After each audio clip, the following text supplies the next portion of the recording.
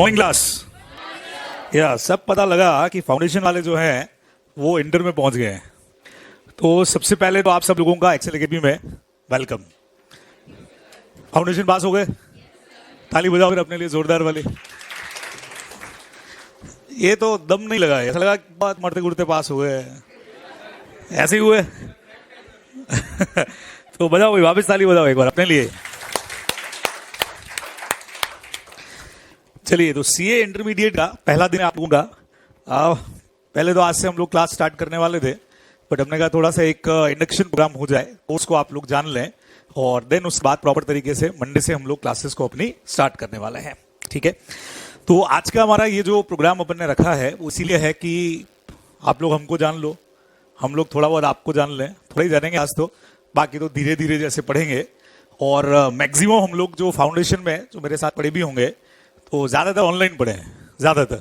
ठीक है, थोड़ा बहुत पार्ट अपन ने ऑफलाइन भी किया है, बट मैक्सिमम टाइमिंग जो है वो ऑनलाइन पे मिले हैं, बराबर।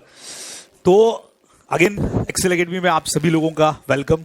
सारी फैकल्टीज हमारे साथ में है। तो सबसे पहले फैकल्टीज से आप लोगों का इंट्रोडक्शन करवा देता हूं, यहां से करवा देता हूं, फिर इधर फैकल्टीज आएंगी तो आप लोग फेस टू फेस उनसे इंट्रोड्यूस भी हो जाओगे। तो सबसे पहले, वैसे पीडीएफ आप लोगों के पास भी आ चुकी थी, किसी ने देखी भी है, कुछ ने, अरे 53 पेजेस, काम की चीज देख लेते हैं, बाकी तो वहां जाएंगे तो देख ही लेंगे। मितेश मेहता सर जो आप लोगों को पढ़ाने वाले हैं, हाँ इधर ऐसे कर दिया ना सर ने, वैसे सर आएंगे भी इधर, आप लोगों को पढ़ाने वाले हैं फर्स्ट ग्रुप में अकाउंटेंसी और कॉस्ट, सेकंड ग्रुप के अंदर एडवांस अकाउंट्स। ठीक है, 24 ईयर के एक्सपीरियंस के साथ। तो मैं भी जिस वक्त पढ़ता था उस वक्त सर पढ़ाना शुरू कर चुके थे, तो मेरे काफी सारे जो फ्रेंड थे वो सर के पास ही पढ़ने के लिए जा रहे थे। और इंस्पिरेशन आप ऐसे ले सकते हैं कि डिग्रीज देख लो एक बार, और एआईआर भी देख लो। सीए फाउंडेशन उस वक्त भी फाउंडेशन था, फिर बीच में सीपीटी आया, फिर वापस से फाउंडेशन आया। तो फाउंडेशन में रैंक आप लोग देख सकते हो 43, फिर इंटर में थोड़ा सा और दम लगाया, एआईआर 13, फिर फाइनल तक आते आते एआईआर 4, देख रहे हो बराबर। तो जनरली कई बार उल्टा हो जाता है, फाउंडेशन में एकदम बढ़िया वाली मेरिट आती है, फिर इंटर में थोड़ी पीछे जाती है, फाइनल में चलो और पीछे चली गई, पर इधर उल्टा हो गया। तो 24 ईयर के एक्सपीरियंस के साथ आप लोग सर से पढ़ने वाले हो, और दोनों लेवल पे सर पढ़ा रहे हैं, सीए इंटरमीडिएट भी as well as CA final भी।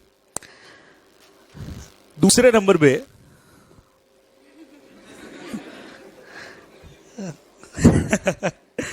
Thank you. तो कई लोग मुझसे फाउंडेशन पढ़े हैं तो मुझे जानते भी होंगे।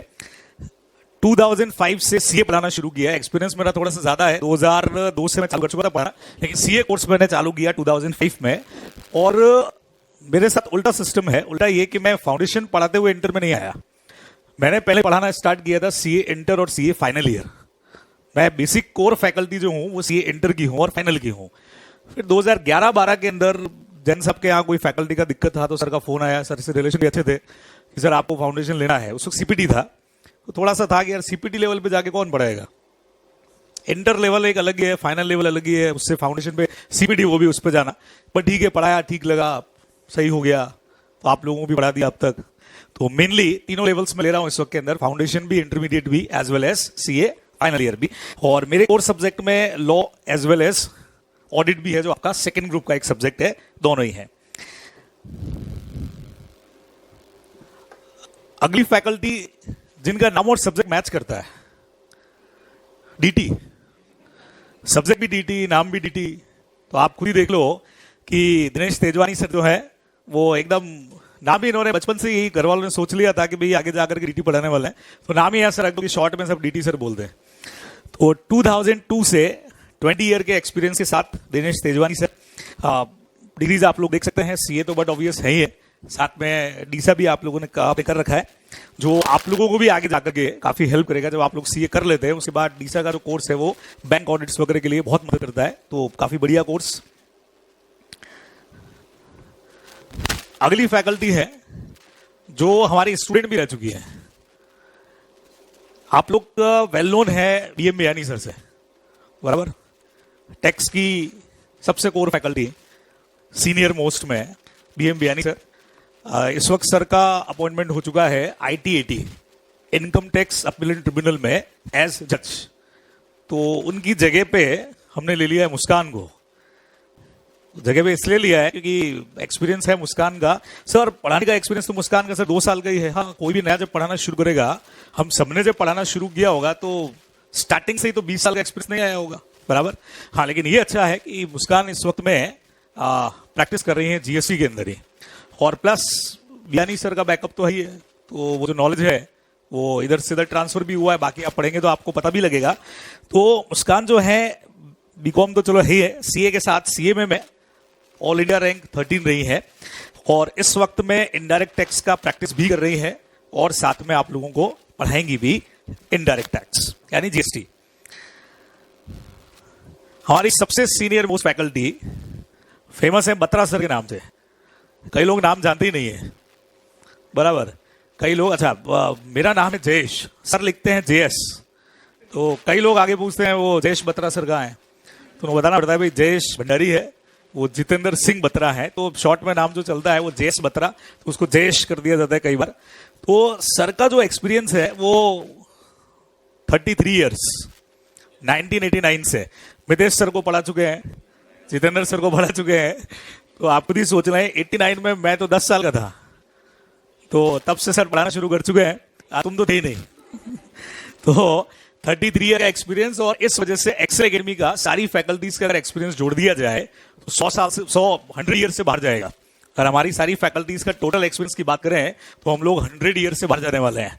तो 33 ईयर के एक्सपीरियंस के साथ EIS SM, और सर का पढ़ाने का जो स्टाइल है वो यूनिक स्टाइल है।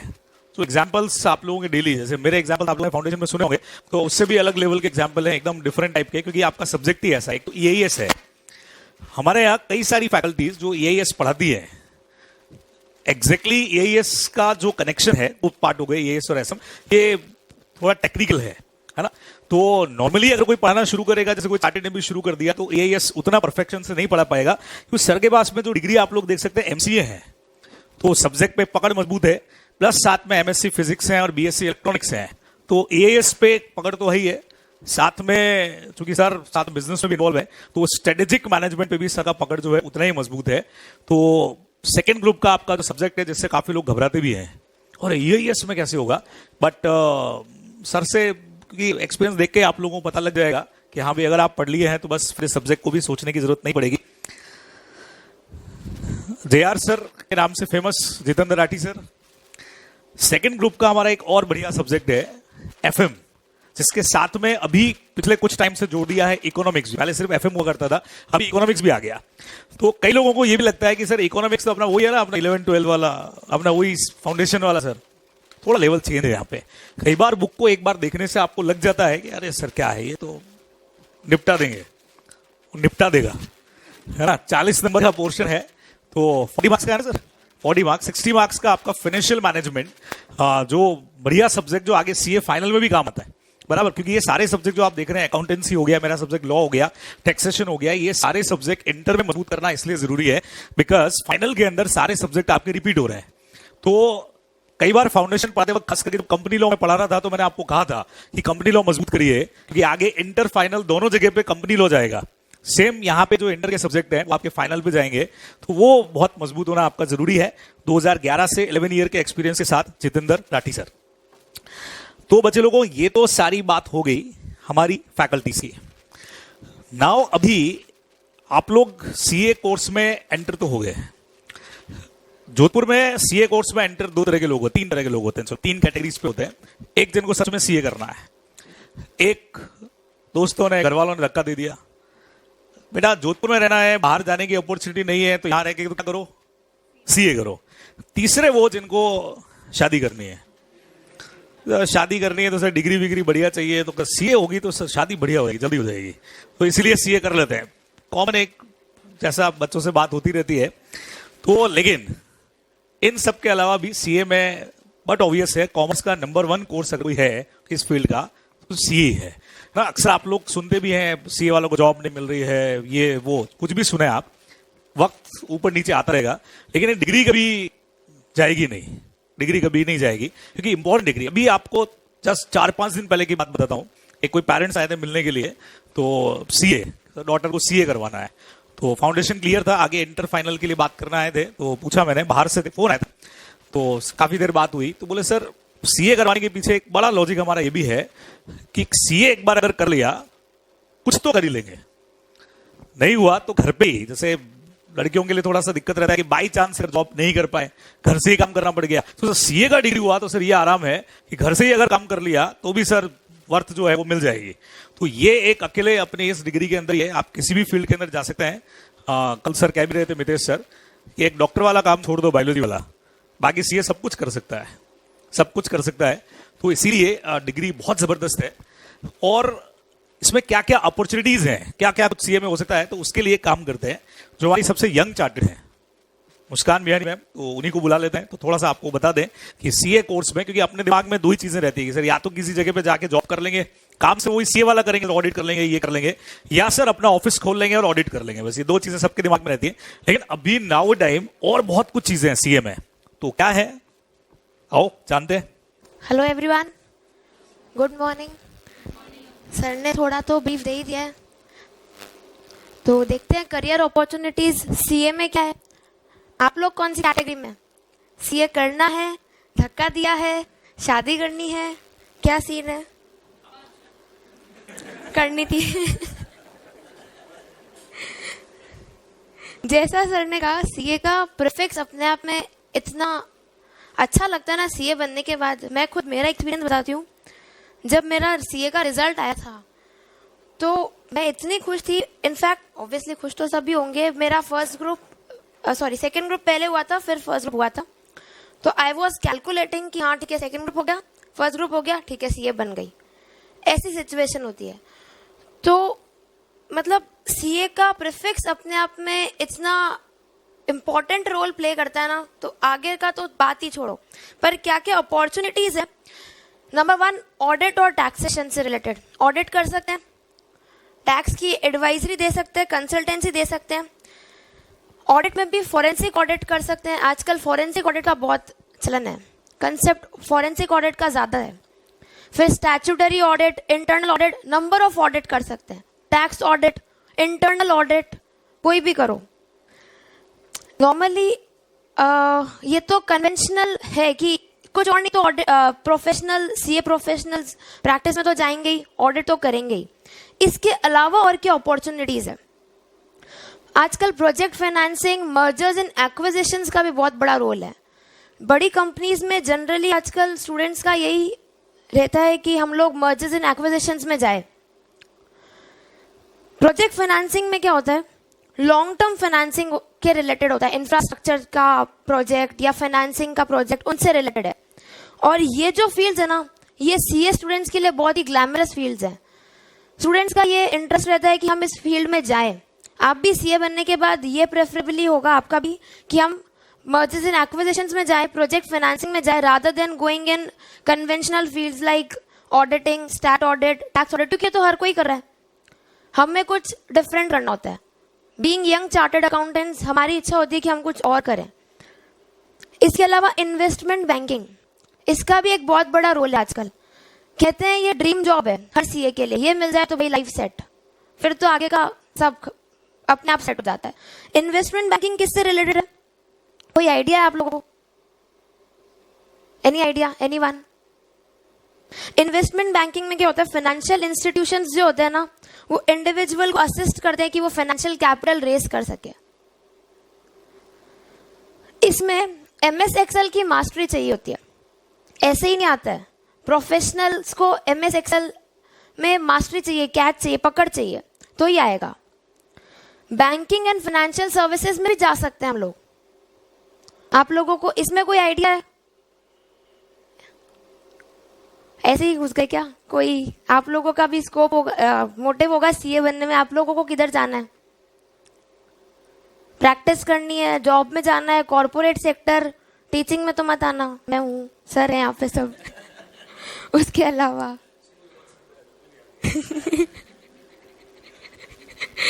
फाइनेंशियल सर्विसेज जैसे वैल्यूएशन, आजकल वैल्यूएशन का भी बहुत चल रहा है। देखिए क्या सीए जनरली आजकल जो यंग सीए वो प्रैक्टिस में नहीं जाना चाहते हैं, बाकी सेक्टर्स में जाना चाहते हैं। जैसे वैल्यूएशन हो गया, इन्वेस्टमेंट बैंकिंग हो गया जो अभी मैंने बताया, डेटा एनालिसिस हो गया, इन सब में ज्यादा प्रेफरेंस होती है उनकी। एक तो ये बिगेस्ट अपॉर्चुनिटी भी देते हैं सीए को, बहुत बड़ा मार्केट है इनका। आउटसोर्सिंग, आउटसोर्सिंग का नाम सुना है? क्या होता है? केपीओ, बीपीओ, ये सब सुना है? क्या होता है? कंपनीज अपना काम आउटसोर्स कर देती है, किसी और को दे देती है करने के लिए। तो आजकल ये भी बहुत चल रहा है। जो सीए आर्टिकलशिप, पता है ना आप लोगों को? सीए इंटर के बाद आर्टिकलशिप होती है। आर्टिकलशिप और सीए फाइनल के रिजल्ट के बीच का जो टाइम पीरियड होता है, उसमें भी केपीओज क्या करते हैं, उन जो सीए बने नहीं है अभी, उनको दे देते हैं काम। तो आजकल ये भी चल रहा है। लिंक्डइन पे आप लोग देखना, कंपनीज पोस्ट करती है कि सीए रिजल्ट अवेटेड, उनको भी हम लोग सीए में जॉब देते हैं और अच्छा खासा पैकेज देते हैं, 6-7 लाख। सीए बनने से पहले ही 6-7 लाख मिल रहा है, फिर और क्या चाहिए बनने के बाद तो। उसके अलावा कॉरपोरेट सेक्टर, काफी लोगों को कॉरपोरेट सेक्टर का आइडिया है। आप लोगों को भी कॉरपोरेट सेक्टर में ही जाना है या प्रैक्टिस करनी है? कितनों को कॉरपोरेट सेक्टर में जाना है? बाकी सब प्रैक्टिस और कितनों को टीचिंग में जाना है? गुड। तो कॉरपोरेट सेक्टर में फॉर एन एग्जाम्पल उनको जाना है, तो आपको क्या ड्रीम जॉब है आपकी? कोई कंपनी होगी ड्रीम कंपनी, या कोई पोजीशन सोची होगी कि सीए बनने के बाद मुझे यहां तक जाना है।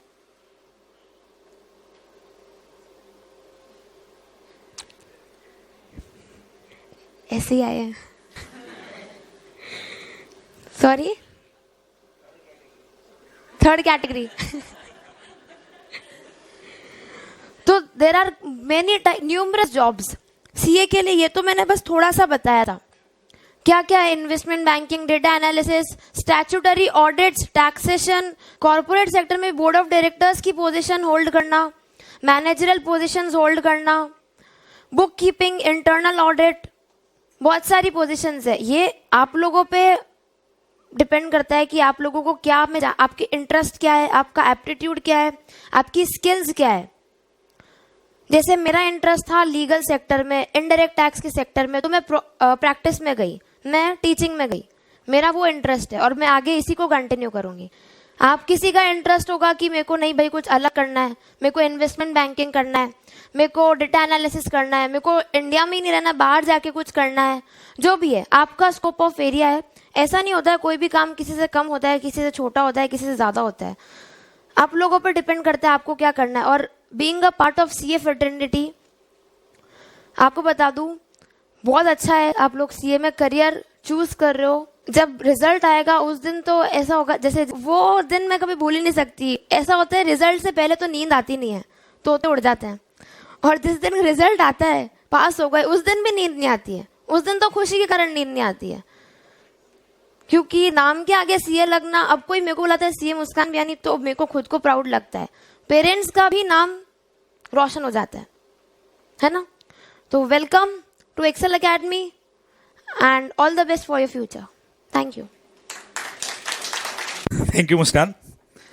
तो सीए के बारे में तो आप लोगों ने जान लिया, हालांकि अभी ये इस पोजीशन पे हैं कि कुछ भी नहीं सोचा इन्होंने अभी, कि बस एक बार फाउंडेशन पास हो गया है, आप थोड़ा इंटर में घुसेंगे, फिर दिमाग लगाएंगे कि करना क्या है। अभी तो सबसे बड़े कंफ्यूजन में क्या फंसे हुए हैं, कोचिंग कहाँ से करनी है, यहां से करें वहां से करें, ये सर पढ़ा रहे हैं वो सर पढ़ा रहे हैं, किधर जाएं इधर जाएं उधर जाएं, जाएं किधर। कल एक जने का फोन आया कि सर एक्सेल में तो सर 500 बच्चों का बैच लगता है।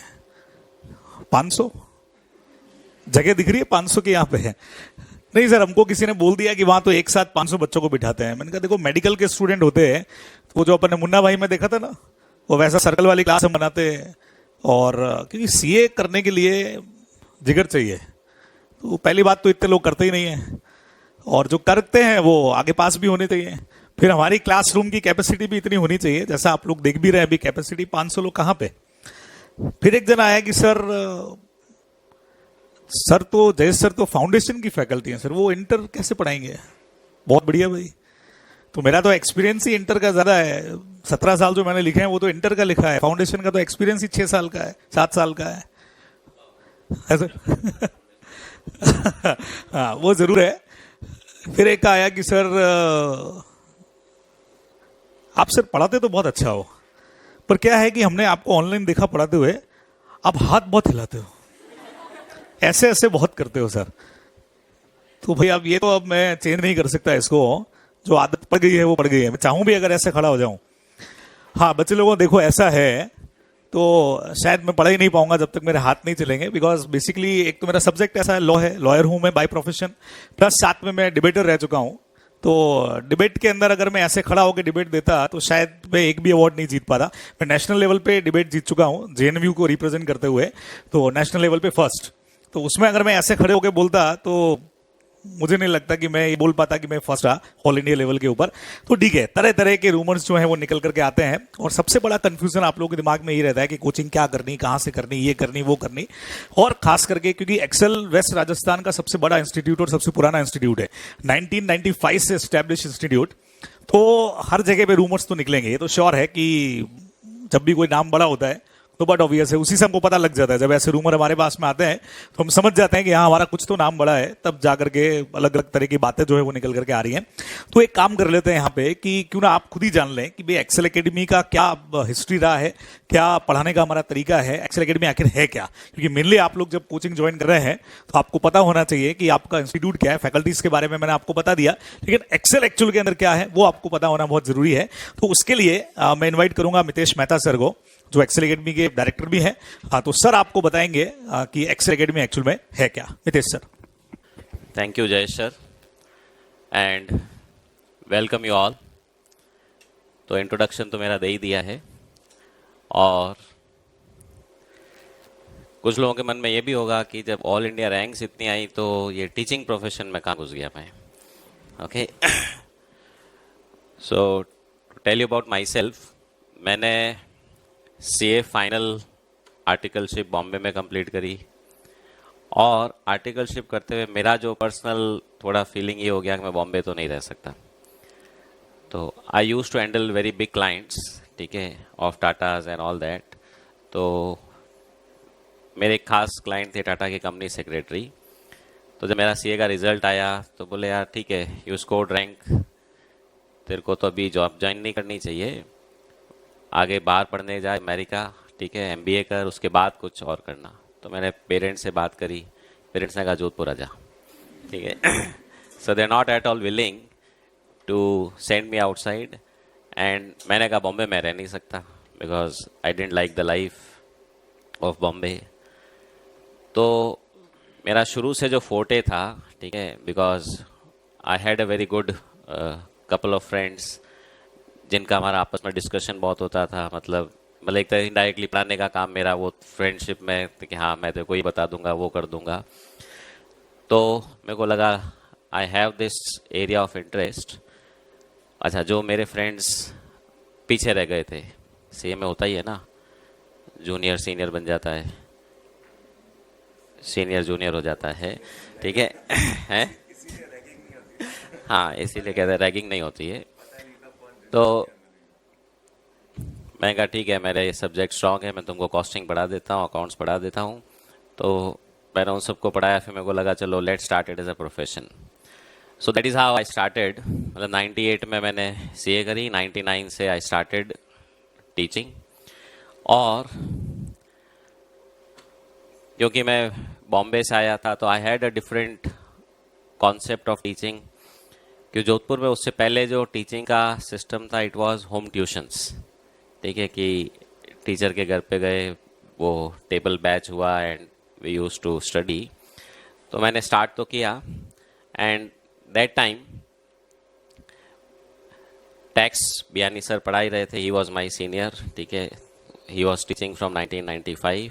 तो एक साल बाद वी डिसाइडेड कि okay let's form an academy so that students को जगह जगह नहीं जाना पड़े, ठीक है, at one place they can all come and have a classroom type of structure that they feel कि हाँ, क्योंकि सीए होते ही सबसे बड़ा ड्रॉबैक क्या आता है इसमें, जब तक आप 12th में होते हो you have a classroom structure, you have a school, you have अ, या आप कोई दूसरी डिग्री में जाएंगे, चाहे मेडिकल में जाएंगे, चाहे इंजीनियरिंग में जाएंगे, you have a university where you are interacting with people, you are doing something. CA में क्योंकि ब्रॉडली करस्पॉन्डेंस कोर्स है तो ऐसा लगता है बस पढ़ रहे हैं, घर जा रहे हैं, ठीक है, सारा कुछ खत्म हो गया है। तो we said let's have this feeling amongst them कि हाँ लगता है कि हम वापस एक जगह आए हैं, 5-6 घंटे स्पेंड किया है, we are then going back, तो थोड़ा तो एक वो फीलिंग रहना चाहिए। So with that objective we started and this the journey till date extremely successful. अगर मैं एक्सेल एकेडमी की बात करूं, हाँ नाम तो एक्सेल एकेडमी हमने शायद कोई 2000 में जाके रखा होगा, मतलब 2002 या समथिंग, बट अगर फैकल्टीज़ के टीचिंग की बात करूं तो बियानी जी 95 से पढ़ा रहे हैं, बत्रा सर तो 89 से पढ़ा रहे हैं, ठीक है। हमारे टाइम में आईटी सब्जेक्ट हुआ करता था जो आपके टाइम में ईआईएस हो गया है, तो मैं भी बत्रा सर से पढ़ा था। और उस वक्त तो कंप्यूटर भी देखने के लिए वो क्या सिस्टम हुआ करता था, दैट एयर कंडीशन रूम में कंप्यूटर रहा करता था, ठीक है, अंदर जाना है पहले चप्पल बाहर खोलो, ठीक है, फिर उस रूम में जा सकते हो। हमारे टाइम में तो एग्जाम में क्वेश्चन आते थे आईबीएम का फुल फॉर्म क्या है, ठीक है, अब तो नाम ही सब आईबीएम से ही जानते हैं, इंटरनेशनल बिजनेस मशीन्स। तो all together different thing we had, but this is the thought process जिससे हमने ये इंस्टीट्यूट शुरू किया। और आप लोगों ने ओपी महेश्वरी सर का नाम सुना होगा, ठीक है, though he is no more now, he was also associated with us. And पिछले 27 सालों की जर्नी में, ठीक है, अभी तो कॉमर्स लेने वाले कम हो गए हैं, otherwise Jodhpur used to be the biggest destination for commerce students, and Excel Academy used to cater not only the local students of Jodhpur but all the surrounding districts, okay, and even we had students coming from Bombay. अच्छा, आपको एक चीज़ और बताऊं, 3-4 साल तक हमने Excel academy की branch Bombay में भी खोली थी, बट क्योंकि यहाँ पे लोड इतना ज़्यादा होता था, फिर वहाँ जाके पढ़ाना, and there were all together health issues कि वहाँ जाके होटल में रुकना एंड ऑल दैट, तो हमने फिर वापस वाइंड अप कर दिया, यहाँ वाला काम ही ख़त्म नहीं होता है, वहाँ कहाँ जाएंगे। तो number of students we have taught is numerous. हाँ, हमारा स्कोप हमेशा से सीए इंटर और सीए फाइनल ही रहा, और आज की तारीख में more than 10,000 chartered accountants have successfully completed their CA and are into different fields, ठीक है, फ्रॉम एक्सेल एकेडमी। मतलब आप अगर सीए करने के बाद कहीं पे भी जाएंगे, मोर और लेस हर बड़ी कंपनी में आपको अगर जोधपुर वाला मिलेगा, ठीक है, या राजस्थान वाला मिलेगा, तो हमारा स्टूडेंट होगा ही होगा, ओके। तो we have a very good alumni as of now, और हम उनकी कई बार असिस्टेंस लेते ही रहते हैं, ठीक है, स्पेशली इंटर होते ही आपको आर्टिकलशिप का, कई जनों को इच्छा होता है बाहर जाना है, तो mostly all the big fours we have some of our students, ठीक है, हु आर इनटू ऑडिटिंग या एडवाइजरी फील्ड्स, ठीक है, तो उनको हम बायोडाटा भेज देते हैं कि भाई ये नया बच्चा है, ठीक है, just see for suitable openings, या सी होने के बाद। तो ये एक बहुत बड़ा एडवांटेज आज हमको फील होता है that we help the students not only in coaching but beyond that. अब एक्सेल एकेडमी शुरू से आज तक we always have taken care of all the subjects. CA inter के 8 सब्जेक्ट आपके हैं, we have faculties for all the 8 subjects, और जैसे जय सर कह चुके हैं, सबके टीचिंग एक्सपीरियंस को आप जोड़ेंगे, ठीक है, तो वो 100 से ऊपर पहुंच जाएगा। और we are the institute, we are teaching only CA students. अभी तक ना तो हमने सीएस की क्लासेस शुरू करी है, ना सीएमए की, though there is a lot of pressure कि ये शुरू कर दो, बट अभी तक हमारा वो माइंडसेट नहीं बन पाया है। रीज़न कि सीए में जो लेवल ऑफ नॉलेज चाहिए वो अलग लेवल का है, इन डेप्थ चाहिए, दूसरे कोर्सेज में कई बार इतना नहीं चाहिए। तो we are still with this exclusive noble profession कि हाँ, अच्छा खुद चार्टर्ड अकाउंटेंट हैं, तो इसलिए वो फील भी यही होता है कि नहीं, we can always deliver the best कि सीए को क्या चाहिए। अब अपने इंफ्रास्ट्रक्चर को वैसे तो आप लोग देख ही रहे हैं, ठीक है, गर्मी की चिंता करने की जरूरत नहीं है। We are all air conditions, हाँ अभी बंद है, मौसम अभी शुरू नहीं हुआ है।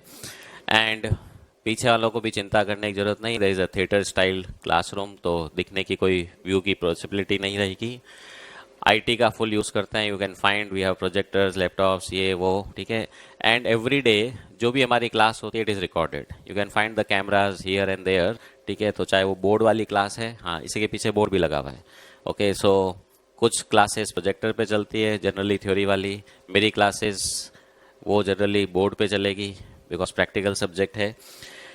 And all the sound systems are fine, वो भी नहीं है कि मेरे को चिल्लाना पड़ेगा। वैसे भी मेरी आवाज़ तो बहुत स्लो है, जयेश सर की आवाज़ तो बुलंद है, ओके। ये तो बिना माइक भी हो तो पढ़ा लेते हैं, हमारा तो माइक थोड़ा सा गड़बड़ होते ही भाई चलो कल पढ़ाएंगे। And we have power backups, तो भी आप चिंता मत करना, या ऐसा कुछ मत होना लाइट गई मज़ा आ गया, ठीक है। 1-2 सेकंड का तो रहेगा बट ठीक है, क्लास की छुट्टी नहीं होगी। हाँ, जोधपुर में देखो क्लास की छुट्टी होने का सबसे बड़ा कारण एक ही होता है, वो है बारिश, ठीक है।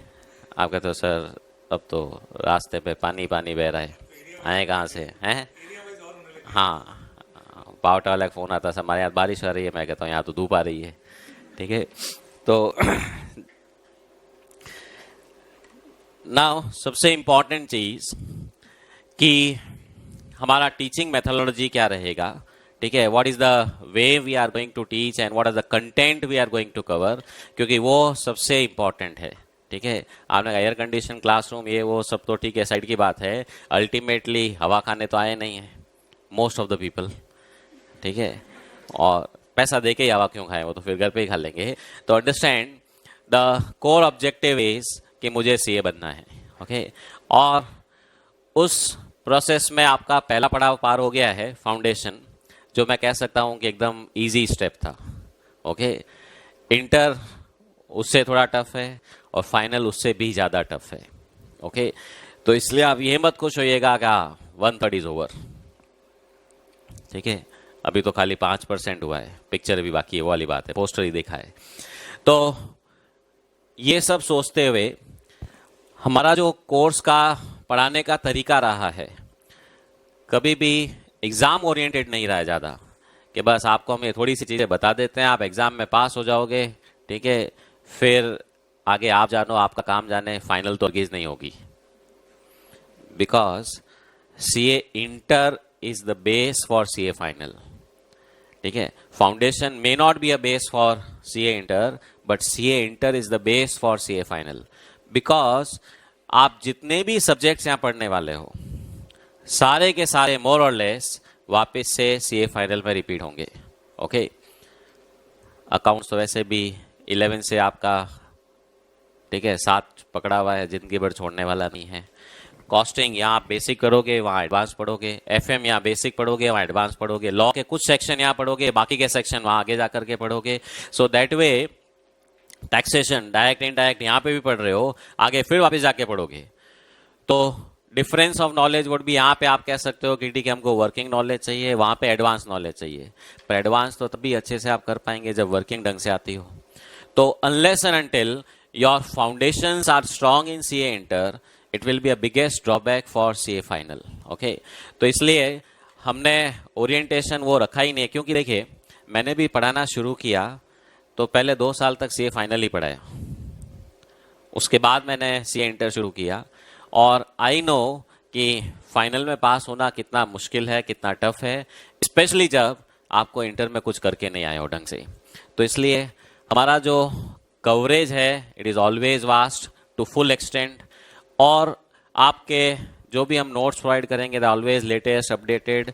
और सबसे खास बात, इंस्टीट्यूट के जितने भी मटेरियल्स हैं, चाहे वो स्टडी मटेरियल है, चाहे रिविजनरी टेक्स्ट पेपर्स है, आरटीपीज जिसको आप बोलते हो, पास्ट एग्जाम के जो भी पेपर्स हैं, इंस्टीट्यूट के मॉक टेस्ट जो आते हैं, everything we have tried to cover in our notes. चाहे एग्जैक्ट क्वेश्चन होगा, चाहे सिमिलर क्वेश्चन होगा, ठीक है।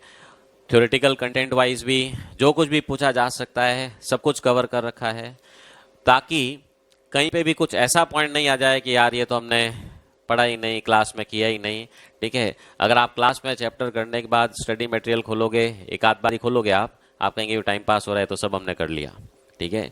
And even I will as well as others will give you the description also कि कौन सा स्टडी मटेरियल का क्वेश्चन अपने नोट्स में कहाँ पे कवर्ड है, so that everything is covered. और सिर्फ इतना ही नहीं, हमने इवन दूसरे प्रोफेशनल बॉडीज के क्वेश्चंस, ओके, मेरे सब्जेक्ट की बात करूं तो CIMA London, okay, CMA, CS, जहां पे भी सब्जेक्ट्स में लगता है कि हाँ ये क्वेश्चन कुछ अच्छा आया है, ठीक है, it has been incorporated so that we cover the maximum thing in the detailed way and to the toughest level. देखिए, एक तरीका होता है पढ़ाने का, आपको एकदम इजी क्वेश्चन कराया जाए, आपको लगे हाँ ये कितना आसान है, और एक होता है कि यहाँ से, ठीक है ना, जितने पत्थर तुड़वाना है यहीं तुड़वा दिया जाए, ताकि एग्जाम में जाकर के आपको ये नहीं लगेगा मैं क्या करूँ, ठीक है। वहाँ पे आप कहेंगे हाँ तेरे को क्या प्रॉब्लम है बता भाई, ठीक है, I have the solution for all. So that is the way we have, कहीं कोई क्रैशिंग नहीं है, और इसलिए हमारे यहाँ पे कोर्स कंप्लीट करने में टाइम भी ज़्यादा लगता है। कई लोग करते हैं कि भाई 3 महीने में कोर्स करा देंगे, 2 महीने में करा देंगे, हमारे यहाँ नहीं होने वाला है। रोज़ आना पड़ेगा, रोज़ बैठना पड़ेगा, रोज़ मेहनत करनी पड़ेगी, सो दैट आपके लिए ये एडवांटेजेस इंटर में तो रहेगा ही, अटेम्प्ट नहीं लगेंगे। क्योंकि ये आते ही देखिए एक नाम शुरू हो जाता है ना साथ में, अटेम्प्ट, लोग पूछते हैं कौन से अटेम्प्ट में किया। 11-12 में किसी ने नहीं पूछा कि 12 कौन से अटेम्प्ट में करी, ओके। तो वो क्या होता है ना कि डर माहौल ऐसा हो जाता है, बट अंडरस्टैंड, ठीक है, CA में भी अगर उसी रिगर के साथ, उसी मेहनत के साथ पढ़ाई की जाए, अटेम्प्ट्स की ज़रूरत पड़ेगी नहीं, automatically things would be done, ठीक है। जय सर ने बताया मेरा रैंक पहले 43rd था, फिर 13th हुआ, फिर 4th हुआ, ओके। और अगर आपको फैक्चुअल बताऊं, पढ़ाई तो मैंने जितनी फाउंडेशन में की थी ना, उससे कम तो इंटर और फाइनल में करी। फाउंडेशन में डर बहुत था, जो भी लोग मिलते थे नहीं एक बार में पास थोड़ी होगा, CA ज्वाइन करिए 10 साल तो लगेंगे। अच्छा, मैंने भी देखा था 7-8 साल तो हो गए उनको भी करते हुए, ठीक है। तो बहुत डर था। अच्छा, 10th-12th I was again a rank holder, state board में भी रैंक था, तो फिर भी मैंने कहा नहीं यार होता होगा, बहुत पढ़ाई करी, बहुत मेहनत करी। हमारे टाइम में तो रिजल्ट आता था, पास फेल, फैक्स आता था, उस वक्त इंटरनेट ही नहीं था, ठीक है। इंस्टीट्यूट की दिल्ली से फैक्स आता था, यहाँ बाहर लग जाता था, पास की लिस्ट, वो भी सिर्फ पास की लिस्ट, क्योंकि फेल वालों की लिस्ट ज़्यादा होती है ना, तो इंस्टीट्यूट भी कहते भाई फैक्स जल्दी कौन सा पहुँचेगा, पास वाला। वो एक पेज की लिस्ट लग जाती थी, पता चल गया पास हो गए, उसमें बहुत खुश हो जाते थे। उसके 15-20 दिन बाद मार्कशीट आती थी, ठीक है, जब पता चलता था अच्छा मार्क्स ही आए हैं। उसके भी 15-20 दिन बाद इंस्टीट्यूट से लेटर आता था आपका रैंक ही आया है। आजकल तो अब फास्ट वाला ज़माना है, same day everything is available. तो जब रैंक आई ना तो पता चला अच्छा CA में रैंक भी आती है क्या, अदरवाइज ऑब्जेक्टिव ही क्या हो गया था, पास होना है, ठीक है। जब पता चला रैंक आती है तो मेरा CA इंटर और फाइनल के लिए थॉट प्रोसेस ही चेंज हो गया। मैंने पास होने का विचार निकाल दिया दिमाग से। दिमाग में एक ही चीज़ थी, रैंक लानी है और रैंक को इम्प्रूव करना है। तो दैट वाज द ऑब्जेक्टिव जिससे मैंने पढ़ाई शुरू करी। और आप खुद ही बताइए, एक आप पास होने के हिसाब से पढ़ाई करो और एक रैंक लाने के हिसाब से पढ़ाई करो, सबसे पहले आपके एफर्ट्स में फर्क आएगा कि नहीं आएगा। भाई 12th में भी आपने पढ़ा होगा, 33% लाने के हिसाब से किस किस ने सोच के पढ़ाई करी? 33 लाने होते हैं ना 12th में, या 36 लाने होते होंगे पास होने के लिए। कितने लोगों ने सोचा 36 लाने हैं उसके हिसाब से तैयारी करें? नहीं, सबने क्या सोचा हुआ था, 80%, 90%, 95%। तो अंडरस्टैंड, वो थॉट प्रोसेस है। जब आप पढ़ते हो तो ऑब्वियसली रिजल्ट उसके आसपास आता है। और CA में क्या होता है, तकलीफ बताता हूँ मैं आपको फेल होने का। थॉट प्रोसेस होता है 50 लाने, हाँ कई लोग तो 40 में भी कि 40 लाने हैं इसमें, उसमें 50 लाने हैं। अब जब सोचते ही 50 का हो, ऊपर वाले के पास इतने तो दिलदारी है ही नहीं, एक जो मांगा दे दे, कहता है ठीक है 10% कम करके दे दो भाई। तो अब सोचते ही 50 का है, फिर 45 आ जाते हैं। और अगर आप सोचोगे ही 100 का, ठीक है, तो पास होने से कौन रोक सकता है? If you plan and achieve target कि नहीं मेरे को तो 80 नंबर लाने हैं, 90 नंबर लाने हैं, 100 नंबर लाने हैं, तो पास होने से रोक ही नहीं सकता। That was the secret of my scoring the ranks and getting through in all the 1 attempts, कि एक बार मैं सीधा सीधा फर्स्ट क्लास में पास हो गया, क्योंकि मैंने पास होने का डर निकाल दिया। ठीक है, मैंने कहा बस रैंक लानी है। और जब इंटर में 13th रैंक आई फिर तो चैलेंज हो गया। सब फ्रेंड्स ने भी कह दिया देख 43rd 13th अब 3rd आनी चाहिए। ठीक है, कोशिश करी, 3rd नहीं आ पाया बट 4th तो आ गया।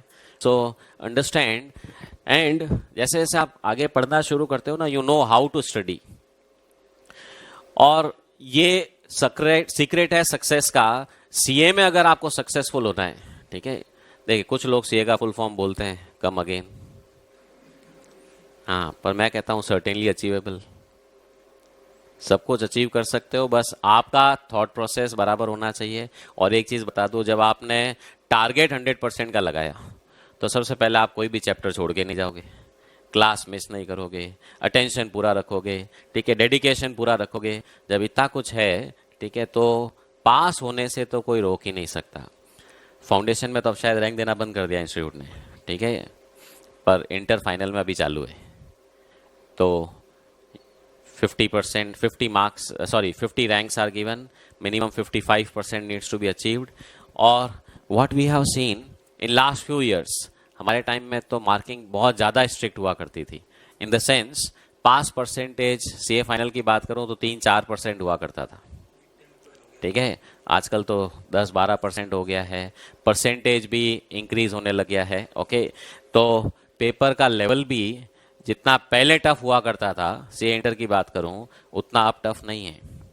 सो things have been moderated. Institute also understands कि हाँ, इतना ज़्यादा किसी के साथ शोषण नहीं किया जाना चाहिए। तो they have relaxed the things, and maybe in times to come things may further change because so many things going on within the council कि कुछ और इम्प्रूवमेंट किया जाए कोर्स सिस्टम में। बट हमारा ऑब्जेक्टिव यही होता है कि स्टूडेंट को सिर्फ एग्जाम में पास नहीं कराना है। ठीक है, मतलब अगर आप सीए बीच में भी छोड़ दो, इंटर करके भी छोड़ दो, तो इतनी नॉलेज आदमी के पास हो जाती है, ठीक है, कि वो अपना कुछ भी काम कर सकता है। ये मुस्कान ने तो खाली जो कह सकते हैं ना, एज अ सीए क्या क्या काम कर सकते हो, जो थोड़े से कहते हैं ना नामी गरामी वर्ड्स यूज किए, बाकी तो सीए क्या नहीं कर सकता। To be a successful businessman, okay, business भी अगर अच्छे से करना है, अगर आपको कॉमर्स की नॉलेज है तो ही बिजनेस अच्छे से कर सकते हो। साइंस वाला प्रोडक्ट अच्छा बना देगा, पर बेचने की स्किल्स, हिसाब किताब रखने की स्किल जब तक नहीं है, बिजनेसमैन आगे बढ़ ही नहीं सकता। ठीक है, तो that way even if you want to go into business, it's again a CA. और आज की तारीख में कई लोग तो शायद स्टॉक मार्केट से जुड़े हुए भी होंगे। कौन कौन क्रिप्टो में काम कर रहे हैं? कोई नहीं कर रहे हैं क्या? शेयर मार्केट में कर रहे हो? ओके अभी पिछले बैच में से एक स्टूडेंट ने थोड़े दिन पहले मेरे को डाला, सर क्रिप्टो में काम कर रहे हो क्या? मैंने कहा तू एग्जाम नहीं दे रहा है क्या? कि सर वो तो देते रहेंगे पर आप भी डालो पैसा। मैंने कहा अच्छा भाई, तेरे सब ज्ञान लेना पड़ेगा, बट अंडरस्टैंड, ठीक है, stock market is the place, ठीक है, which is made for commerce people and specially chartered accountants. India का सबसे बड़ा investor Rakesh Jhunjhunwala chartered accountant है। ओके, स्टॉक मार्केट्स में भी मैक्सिमम अगर आप ब्रोकर्स को भी देखेंगे, they are chartered accountants. Research में आप देखेंगे चार्टर्ड अकाउंटेंट्स, या साथ में सीएफएस। ओके, इवन इंजीनियरिंग वाले भी कई रिसर्च में आते हैं, क्योंकि फैक्ट्री विजिट करनी है, केमिकल इंडस्ट्री है तो केमिकल वाला भी साथ में चाहिए, पर वो ये बता देगा कि हाँ ये काम सही चल रहा है कि नहीं चल रहा है। बट फिनेंशियल जहाँ देखने को आ गए वो भी अपने पास ही आएगा। और आज की तारीख में सीए करने के बाद software industry has a biggest role to play. ठीक है, इन्फोसिस वाला भी आपको हायर करता है, आप कहें उसको क्या जरूरत है? ठीक है, क्योंकि अगर बैंकिंग का सॉफ्टवेयर बनाना है, टैली का सॉफ्टवेयर बनाना है, अकाउंट्स का सॉफ्टवेयर बनाना है, सिर्फ इंजीनियर क्या कर लेगा जब तक अकाउंट्स वाला बताएगा नहीं ये यहाँ जाना चाहिए, वो वहाँ जाना चाहिए। So that way the scopes are endless. हाँ, ये जो केपीओ की बात करी, in Jodhpur we have a KPO which has 150 seats. 150 जनों का जोधपुर के अंदर केपीओ चल रहा है। ठीक है, जो सीए को मिनिमम देता है 8 लाख रुपए, नॉन सीए को भी 4 लाख से शुरू करता है। ओके, सो मतलब कई लोगों के मन में ये होता है ना, सीए नहीं हुई तो क्या होगा। देखिए, सीए कर लेंगे तो स्कोप लिमिटेड हो जाएंगे। कि ये 15-20 काम ही कर सकता हूँ, नहीं करेंगे तो उसके अलावा मतलब उसमें से 2-3 काम छोड़ दीजिए। ऑडिट अपन नहीं कर सकते हैं, कंसल्टेंसी अपन दे सकते हैं, ठीक है, बाकी सब काम कर सकते हैं और भी खूब सारे काम कर सकते हैं। तो दिमाग में सब चीज़ें रखिए। हाँ, पर सबसे पहले तो सीए तो करनी ही करनी है, होगी ही होगी। डर निकाल दीजिए, 12th वाली फीलिंग लाइए, पढ़ाई मन लगा के करिए, सब कुछ होगा। अब उसके अलावा हमारा जो टीचिंग सिस्टम है, 6 दिन तो मिनिमम क्लास रहेगी। हाँ, संडे को आप ये मत समझना कि हाँ फंडे है, ठीक है। Sometimes we may call you on Sunday, चाहे टेस्ट के लिए, चाहे कुछ कोर्स कवरेज के लिए। कॉन्सेप्चुअल क्लैरिटी पे सबसे ज़्यादा फोकस रहता है, क्योंकि कॉन्सेप्ट्स ही आगे जा कर के काम आते हैं। ये नहीं 4 तरह के क्वेश्चन कर लिए काम हो जाएगा, नो। बीकॉम में चल जाता है, 12th में भी चल गया था, सीए में अगर आपको कॉन्सेप्चुअल क्लैरिटी नहीं है, आप एग्जाम के पेपर्स नहीं दे पाएंगे। बिकॉज इट्स वोंट बी कि सेम क्वेश्चन ही हर बार आ जाएगा। You need to understand the concepts. Class में adequate problems, case studies, discussions होंगे, उसके हिसाब से वापस से आपका डेली बेसिस पे होमवर्क होगा। और पास होने का मंत्र यही है, होमवर्क रोज का रोज करके आइएगा। एक दिन छूटा, एक अटेम्प्ट बढ़ा, ठीक है। बियानी सर के वर्ड्स हुआ करते थे कि अगले 6 महीने में कोई शादी में दिख गए ना, देख लेना। मतलब संन्यास ले लो 6 महीने के लिए, मतलब इसमें लग पड़ो तो। क्योंकि देखिए, हमारे टाइम में तो इंटर के लिए 1.5 साल मिलता था। हमारे टाइम में सिस्टम क्या था, फाउंडेशन पास होते आर्टिकलशिप शुरू होती थी, 1.5 साल प्रैक्टिकली मिलता था इंटर के लिए, और फिर 1.5 साल फाइनल के लिए। We had adequate time to study. आपके पास में टाइम कम है, ठीक है, सब्जेक्ट भी ज़्यादा है। हमारे टाइम में 7 थे, आप 8 है, तो पढ़ना भी ज़्यादा है। हमारे टाइम में सिर्फ डायरेक्ट टैक्स था, आपके डायरेक्ट और इनडायरेक्ट दोनों, वो भी इंस्टीट्यूट ने ज़बरदस्ती एक में घुसा रखा है। हिसाब से तो 2 पेपर के बराबर है, पर एक में ही कर रखा है। तो अंडरस्टैंड, कंटेंट ज़्यादा है, टाइम कम है, तो मेहनत ज़्यादा लगेगी। तो इसलिए आप रोज़ बस रेगुलरली होमवर्क करके आइए। अगले दिन अपना होमवर्क का डिस्कशन होगा, तो आपको भी रहेगा। और होमवर्क को आप अपने आप का टेस्ट समझिए। कई लोग होता है ना, टेस्ट कब लोगे यार, रोज़ का होमवर्क टेस्ट ही है, अगर आप रोज़ करके आ रहे हो। एंड क्लास में डिसिप्लिन बनाए रखना है। मजाक मस्ती फुल करेंगे, बट पढ़ते वक्त सीरियसनेस भी चाहिएगी, ठीक है, क्योंकि सिर्फ मजाक से सीए नहीं हो सकती। ओके, फिर वो मजाक बन जाती अपनी। अब आपका इवैल्यूएशन का system, of course test should be planned at regular intervals. Topic खत्म होने के बाद या 2 टॉपिक खत्म होने के बाद, उसके बाद उनका जो भी मार्किंग है सॉल्यूशंस का, वो जो इंस्टीट्यूट का एग्जामिनेशन सिस्टम है कि किस स्टेप के कितने मार्क्स दिए जाते हैं, क्या प्रोसेस रहता है, उसी हिसाब से होगा। विल बी डिस्कसिंग दो सॉल्यूशंस, ताकि नेक्स्ट टाइम जब आप एग्जाम दो, you have the things in mind कर, यार मैंने ये चीज़ तो ध्यान ही नहीं रखी थी, ये ध्यान नहीं रखी थी। इवन पढ़ाते वक्त भी हमारी आदत है, ठीक है, कि हम आपको बताते रहेंगे ये चीज़ नहीं लिख के आए, ध्यान रखना, इतने नंबर आप खो दोगे, ठीक है। और जैसे ही अपना कोर्स कंप्लीट हो जाएगा, then we have a revision class, booster class जिसको हम बोलते हैं, फास्ट रिवीजन, ठीक है, इंपॉर्टेंट अमेंडमेंट जो भी हुए उनका कवरेज, और उसके बाद कुछ मॉक टेस्ट फाइनल इवैल्यूएशन के लिए। तो हाँ, ये भी मत करना आज तो टेस्ट होने वाला है, छुट्टी मार लेते हैं, ठीक है, फिर एग्ज़ाम के दिन भी यही करना, वहाँ पे भी तो टेस्ट ही होने वाला है। डरना क्या है भाई, यहाँ के मार्क्स इंस्टीट्यूट को तो हम भेजने वाले नहीं हैं। और मैं तो कहता हूँ कि भाई ज़िंदगी में भगवान ने क्या रखा है, तेरे को इतनी गलतियाँ करनी है, अब आपकी इच्छा है यहाँ करो या एग्ज़ाम में जाके करो,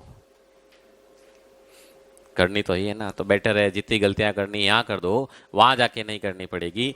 सो हमारी तरफ से सिस्टम रेडी है, अडॉप्ट आपको करना है, ठीक है, क्योंकि now it's not that you are small kids कि पकड़ पकड़ के नहीं आना ही पड़ेगा, ठीक है। सेल्फ डिसिप्लिन की ज़रूरत है, सेल्फ मोटिवेशन की ज़रूरत है। मोटिवेट हम रोज़ करते रहेंगे, डराते भी रहेंगे, पर लगना आपको खुद को पड़ेगा।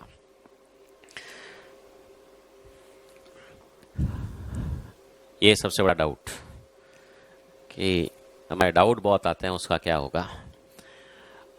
तो जनरली 4 ऑप्शन होते हैं एमसीक्यू में, मेरे पास 5-5 हैं।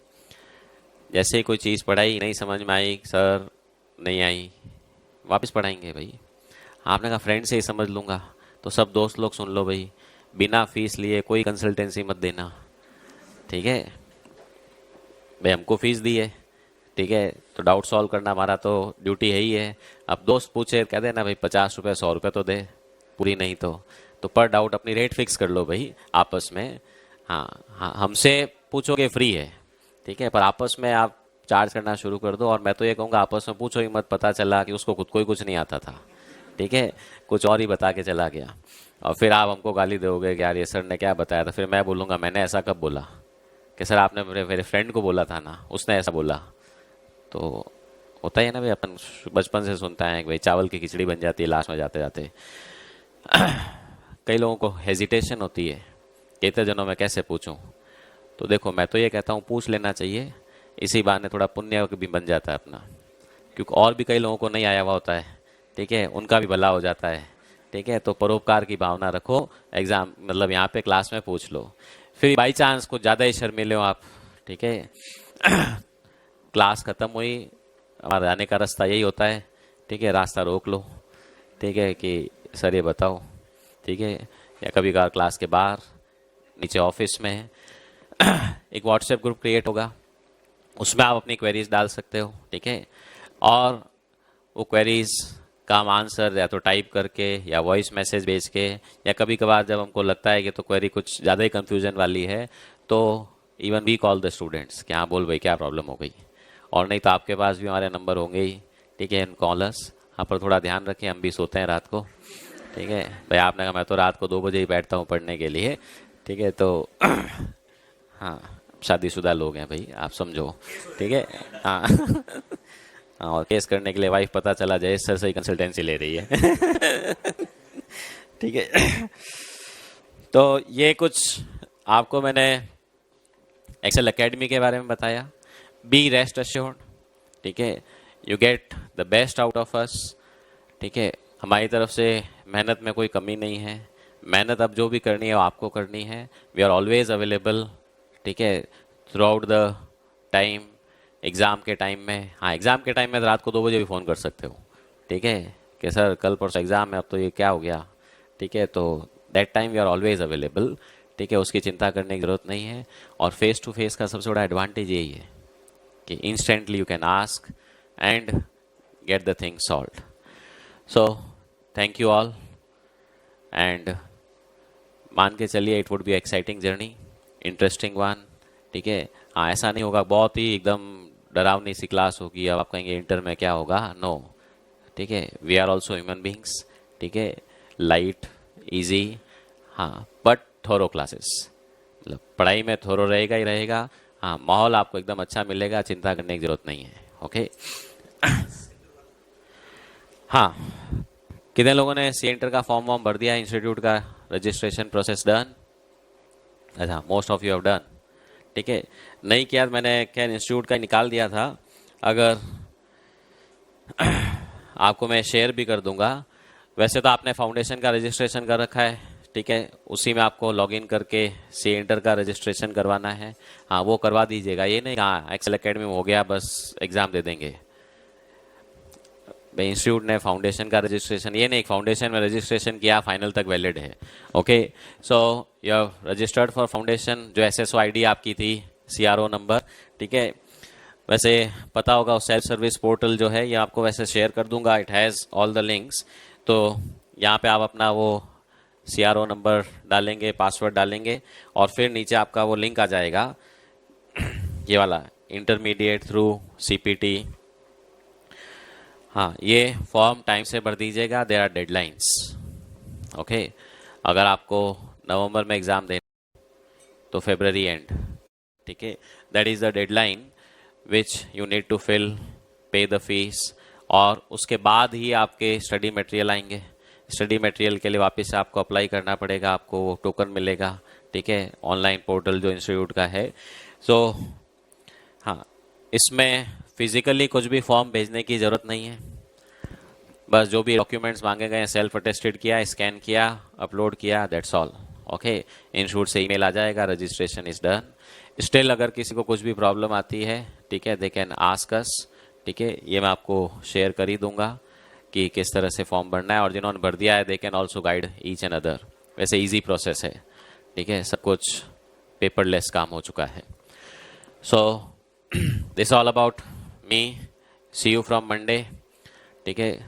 किताबें कॉपियाँ, मतलब अभी तो कॉपियाँ लानी है, किताबें तो हम यहीं से देंगे, ठीक है, रेडी रहिएगा। मंडे से क्लासेस फुल स्विंग में चालू हो जाएगी। आइए सर।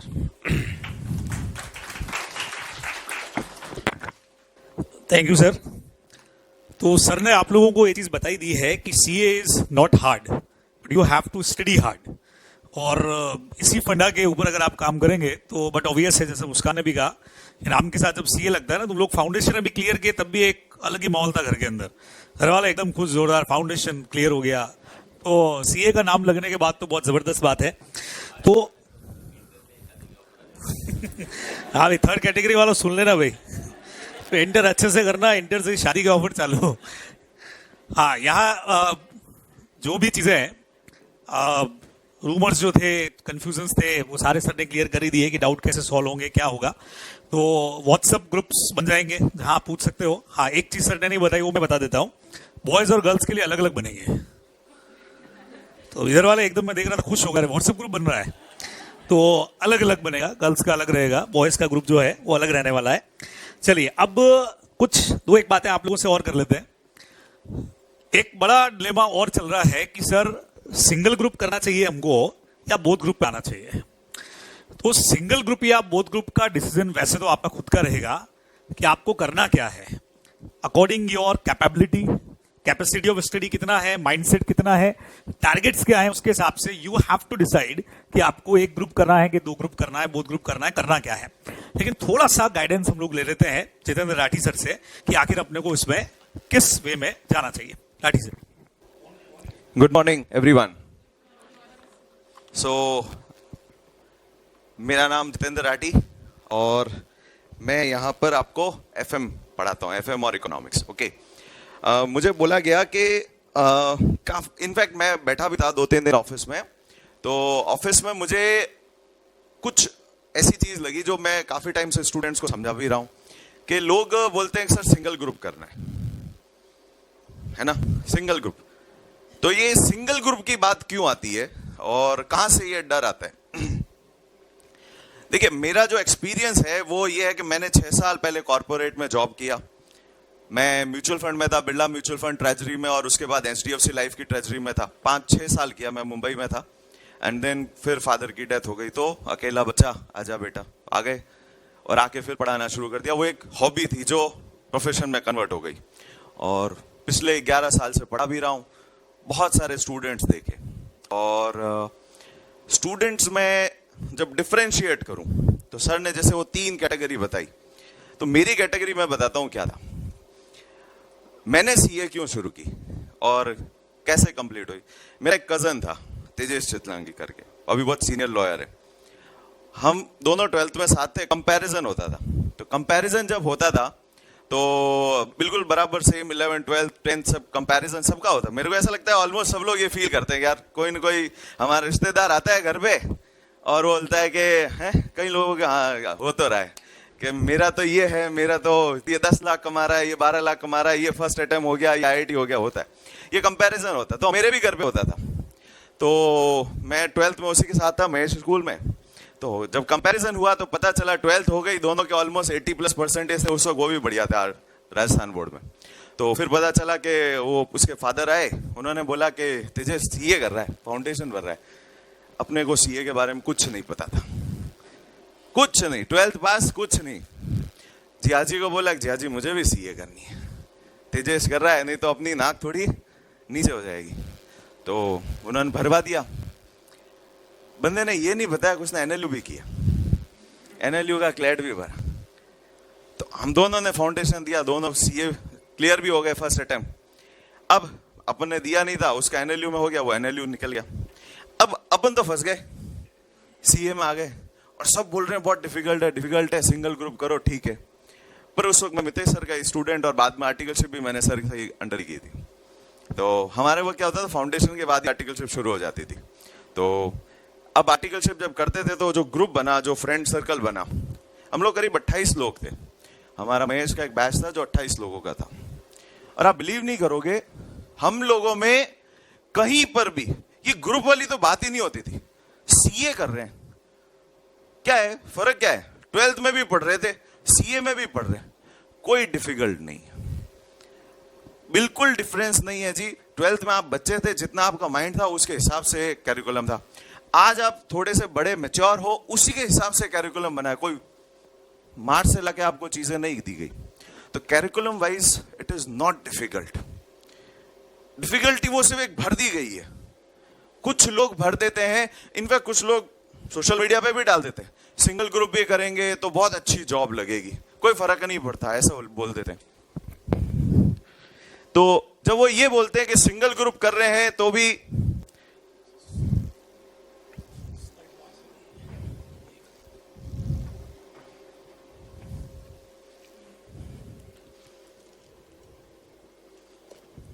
कोई बात नहीं सर, चालू चलो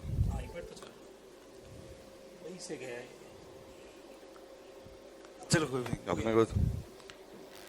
तो सोशल मीडिया पे भी हम देखते हैं कि सिंगल ग्रुप किया, 4 अटेम्प्ट में किया, फिर भी मेरे को 10 लाख की जॉब मिल गई, ये हो गया वो गया।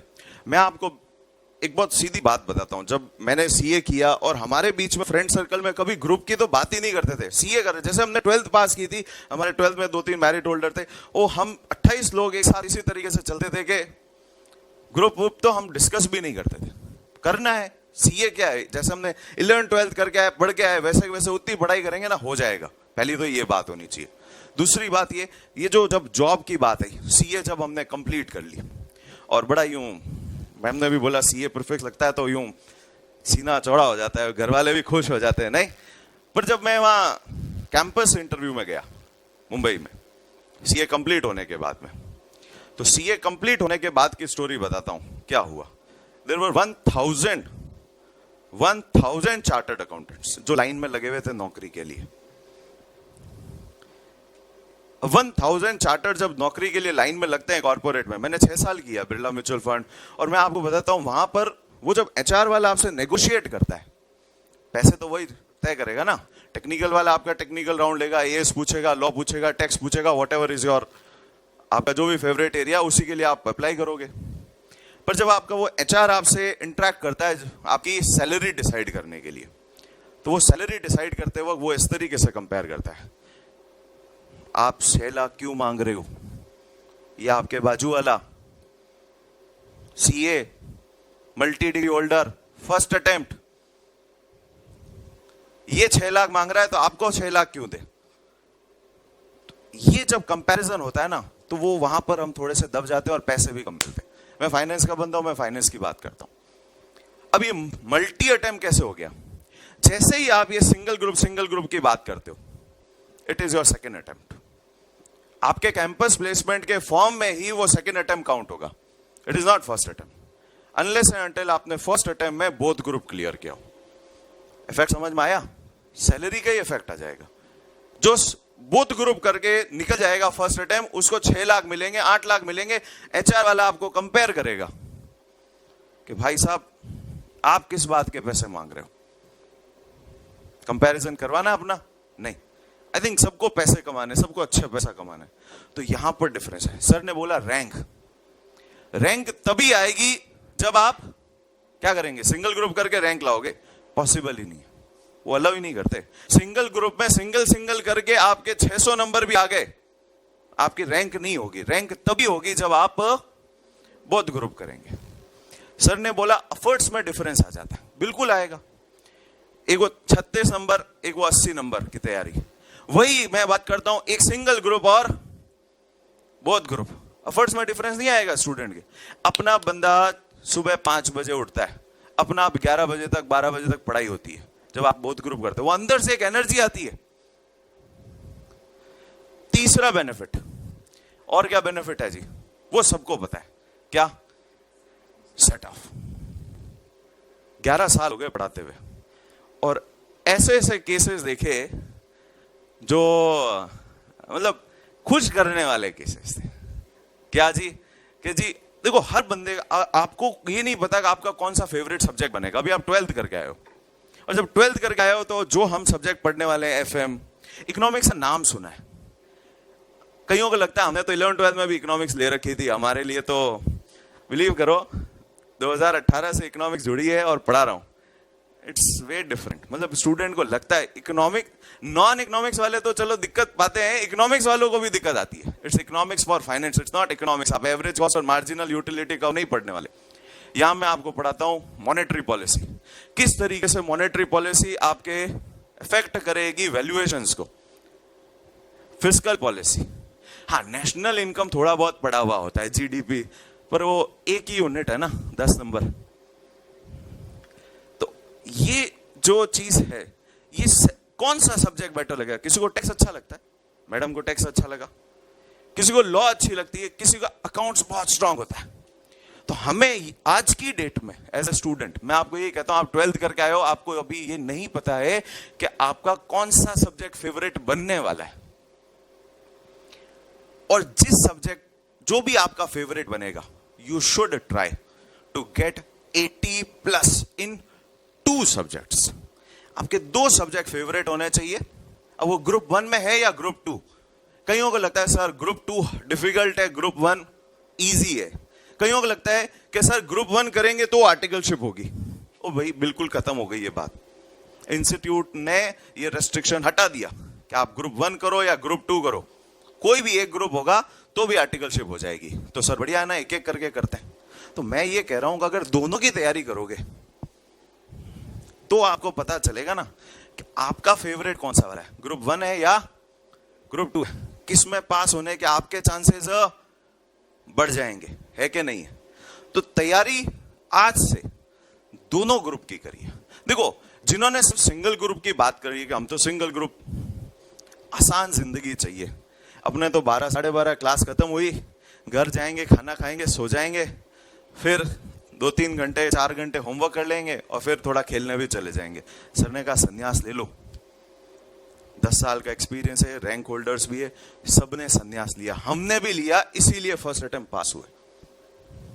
कोई शादी नहीं करी अटेंड जब तक सीए कंप्लीट नहीं हुई। कोई शादी वगैरह अटेंड नहीं की, एक्चुअली नहीं की। हाँ सर, सीए बनने के बाद 6 साल के बाद शादी हुई, उसके बाद भी 6 साल लग गए क्योंकि जॉब कर रहे थे, है ना। तो नहीं हमारे ऊपर तो जी दूसरी रिस्पॉन्सिबिलिटी थी, सिस्टर की शादी पहले होनी थी, तो पहले उसका नंबर था, फिर हमारा था, ठीक है। और जॉब करके थोड़े पैसे भी कमा लेते, स्टैंड कर लेते, फिर उसके बाद शादी करें तो अच्छा है। पापा के पैसे पे तो दुनिया ही राज करती है, सही है। मैं फाइनेंस का बंदा हूं, पैसे की बात करता हूं। तो पैसे की बात यह है कि जैसे ही आपने कहा सेकेंड अलग अलग ग्रुप करेंगे, पहले ग्रुप 1 करूं फिर ग्रुप 2 करूं, आपने अपनी जिंदगी के क्या किए, 6 महीने वेस्ट कर दिए। मैडम ने 6 बोला, मैं साल बोलता हूं। इंस्टीट्यूट का रिकॉर्ड देखिए, इंस्टीट्यूट की वेबसाइट पे स्टूडेंट का वो डेटा पड़ा है जो एग्जाम देते हैं, और रिकॉर्ड ये कहता है फर्स्ट अटेम्प्ट पास होने के चांसेस ज्यादा है बोथ ग्रुप। जैसे ही आप सिंगल ग्रुप करते हो, अभी आपका अटेम्प्ट कौन सा लगेगा सोच के देखें। नवंबर 22 सिंगल ग्रुप करना है, कर लिया, फिर ट्यूशन करें सेकंड ग्रुप की। मान लेते हैं टीचर ने शुरू करना है, टीचर करेगा ही, कब करेगा जी? 15 नवंबर को बैच शुरू किया।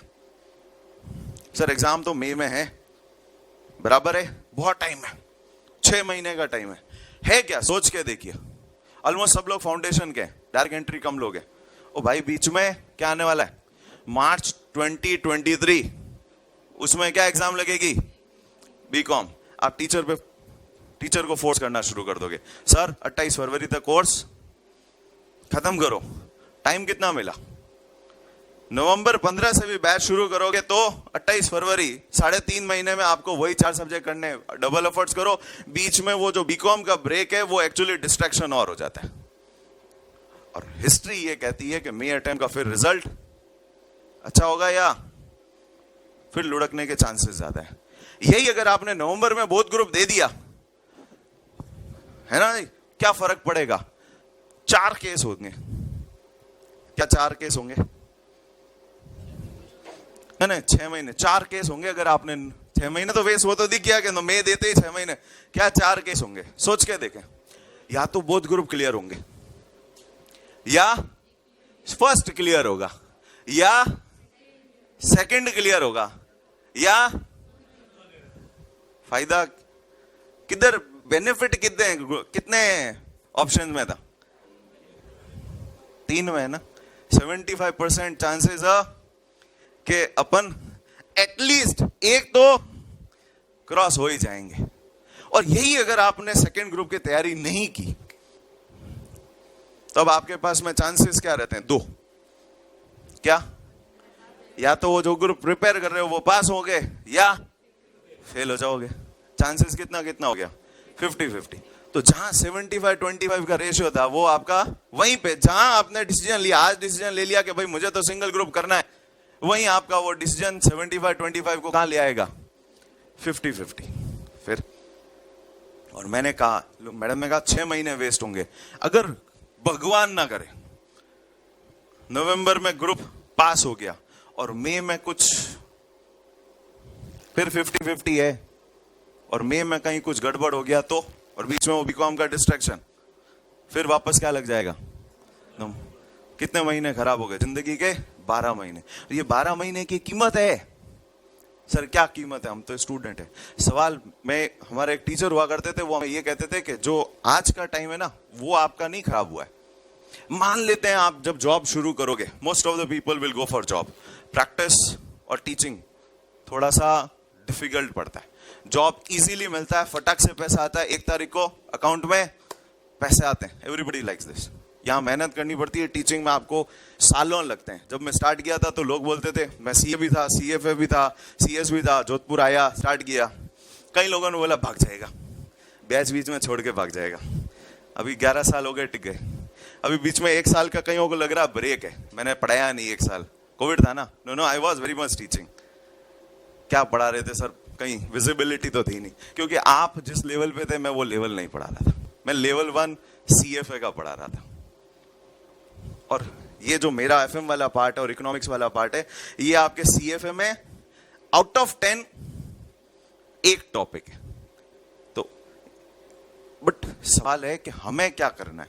क्या हम वो सिंगल ग्रुप करके 12 महीने जिंदगी के खराब करेंगे? और ये 12 महीने की वैल्यूएशन है। अभी लगता है कि क्या वैल्यूएशन है? जैसे ही आपने 12 महीने पोस्टपोन किए, सीए की डिग्री आपकी 12 महीने पीछे हो गई। जॉब आपकी, मैडम ने फर्स्ट अटेम्प्ट पास कर लिया, मान लेते, सॉरी बुरा नहीं मानना, मान लेते हैं मैडम 1-2 में रह गए। इंपैक्ट क्या होगा? जब जॉब की बात आएगी ना, ये सीनियर होंगे, ये जूनियर, क्योंकि इन्होंने भी एग्जीक्यूटिव से शुरू करना है, इन्होंने भी एग्जीक्यूटिव से शुरू करना है, फिर बनना है इनको 1 साल के बाद एएम, असिस्टेंट मैनेजर, तब ये पहुंचेंगे इंटरव्यू देने के लिए। क्या आप अपने ही साथी के से जूनियर वर्क करना पसंद करोगे क्या? पहले तो ये सोचना चाहिए। वही आदमी का यूं ईगो, रिस्पेक्ट, सेल्फ रिस्पेक्ट सब धक्का लग जाता है। यार मेरा दोस्त, मेरा ही सीनियर, और वो बोल रहा है बच्चे इधर आ, बहुत दुख लगता है। दूसरा लॉस बताता हूं, सैलरी इनकी भी 3 लाख से 4 लाख से 6 लाख से जो भी लेवल होगा आपके कैंपस का, उसके अकॉर्डिंग शुरू होगी, आपकी भी होगी, लेकिन इनके पास वर्किंग लाइफ 1 साल ज्यादा है। मान लेते हैं सब लोग 50 पे रिटायर होंगे, मैं 60 बोलता ही नहीं, मेरा टारगेट है मैं 50 पे रिटायर हो जाऊंगा, इतना पैसा कमा लेंगे। तो अगर 50 पे रिटायर होने है और इन्होंने अगर 21 में अगर सीए कंप्लीट हो गया, मेरा 21 में हो गया था, तो 21 से 50 29 ईयर्स का वर्किंग है। और अगर किसी का 22nd ईयर में सीए कंप्लीट हुआ तो उसके बाद वर्किंग टाइम कितना रहेगा? 28। तो सैलरी का लॉस वो फर्स्ट ईयर की सैलरी का लॉस नहीं हुआ। सैलरी का लॉस कहां होता है? लास्ट ईयर की, क्योंकि इनकी ग्रोथ 29 ईयर्स होगी और इनकी ग्रोथ 28 ईयर्स होगी। और मान लेते हैं लास्ट ईयर तक जाते जाते 29 साल की एक्सपीरियंस के बाद आपकी सैलरी 1 करोड़ आराम से हो जाएगी। तो जब 1 करोड़ आराम से हो जाएगी और 1 साल आपकी वर्किंग लाइफ कम हो गई, तो कितना नुकसान हो गया जी? हैं जी? 1 करोड़ का, क्योंकि ये 28 साल वर्क करेंगे, ये 29, और इनको वो 1 साल लास्ट की सैलरी एक्स्ट्रा मिलेगी जो कि 1 करोड़ रुपए बनेगी। अब समझ में आया ये 6 महीने और साल भर का valuation. It's not the starting salary which you are going to lose. So मेरा सजेशन, हमारा सजेशन यही रहता है कि ग्रुप ऐसा बनाए जो सब एक दूसरे को मोटिवेट करे कि नहीं जी करना तो बहुत ग्रुप है. आपको डिफरेंस फील होगा आपके एफर्ट्स में, आपको डिफरेंस फील होगा आपके पासिंग परसेंटेज में. और ये जो सेट ऑफ वाली चीज ना बहुत बढ़िया, बहुत ही बढ़िया. मैं तो कहता हूं अकाउंट्स आपका बहुत स्ट्रांग है ना, दोनों अकाउंट्स में 80 ले आओ. कितने हो गए टोटल? 160. बचे कितने पेपर? 6. मिनिमम कितना चाहिए? 40. 40 तो ले आएंगे हम, ढंग से ही पढ़ाएंगे बाकी लोग भी. तो 40 इंटू 6 कितने हो गए जी? 240 प्लस अपने कितने आए हुए? पार हो गए, पार हो गए. बोथ ग्रुप इतना टफ नहीं है. इंस्टीट्यूट ने सिर्फ 40 बोला है, सिर्फ 40 बोला है. 2 सब्जेक्ट तो फेवरेट निकल ही जाएंगे यार 8 में से. कहीं तो अपने को भी लगेगा यार अपने को तो इनकम टैक्स बहुत बढ़िया लग रहा है, मेरे से पढ़ेंगे, मैं आपको पैसा पैसा पैसा, फाइनेंस, मैं शेयर बाजार, डेरिवेटिव मार्केट, फॉरेक्स सब, और लाइव पढ़ेंगे. टीसीएस का बाईबैक आया 4500 पाया, अभी 3700 भाव है, क्यों नहीं चढ़ा? क्या हम बेवकूफ है? हम भी 3700 में खरीद के 4500 में बेच दे में 800 रुपए का तो सीधा फायदा है ना. अभी की बात है, 2-4 दिन पहले अप्रूव हुआ है, क्यों नहीं बढ़ा? हम वो लाइव चीजें. तो अपना आप कोई ना कोई सब्जेक्ट में, किसी का लॉ में इंटरेस्ट आएगा, तो जैसे ही 2 सब्जेक्ट में इंटरेस्ट आएगा, you should be going for how much? 80. और आते हैं, कोई डिफिकल्ट नहीं है. इंस्टीट्यूट का पेपर बहुत इजी बनाते हैं. वो फेल नहीं करना चाहते, वो आपके और हमारे दुश्मन नहीं है. वो ये नहीं है कि मैडम को तो, स्टूडेंट को तो फेल करना, नहीं जी, बिल्कुल नहीं होता. 11 साल का एक्सपीरियंस, अगर आपने अच्छी एवरेज पढ़ाई करी, पास तो आराम से होता है बंदा.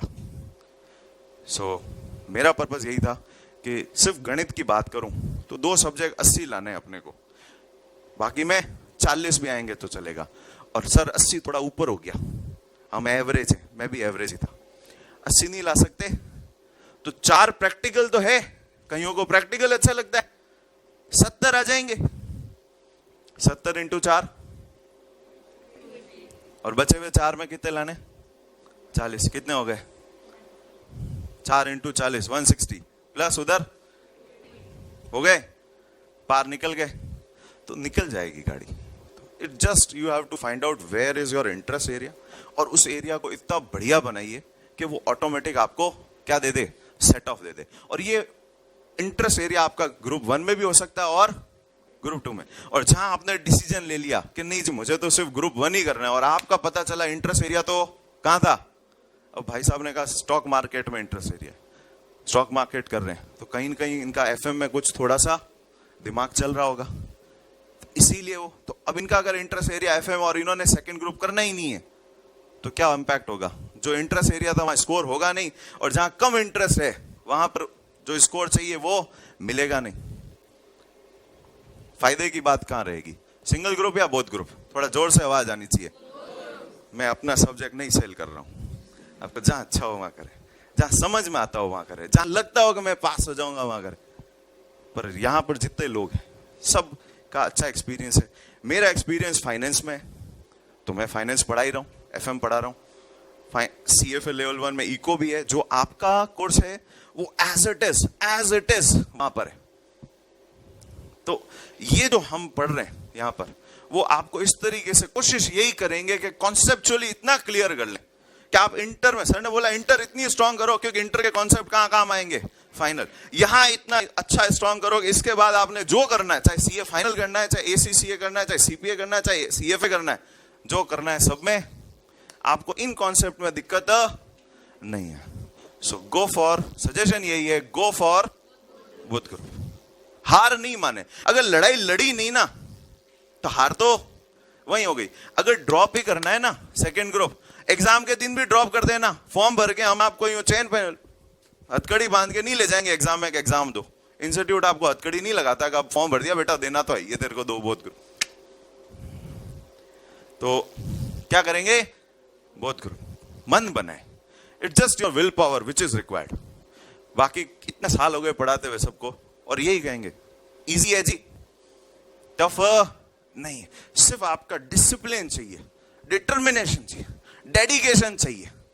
अगर ये है, एक एवरेज स्टूडेंट आराम से सीए करता है। मैंने सीए किया, सीएस किया विद जॉब। मैं 2006 से लेकर 2011 तक जॉब किया है और मेरा 2008 में सीएस हुआ है और मेरा 2011 में लेवल 1 2 3 फर्स्ट एड सब सीएफए भी हुआ है, विद जॉब हुआ है।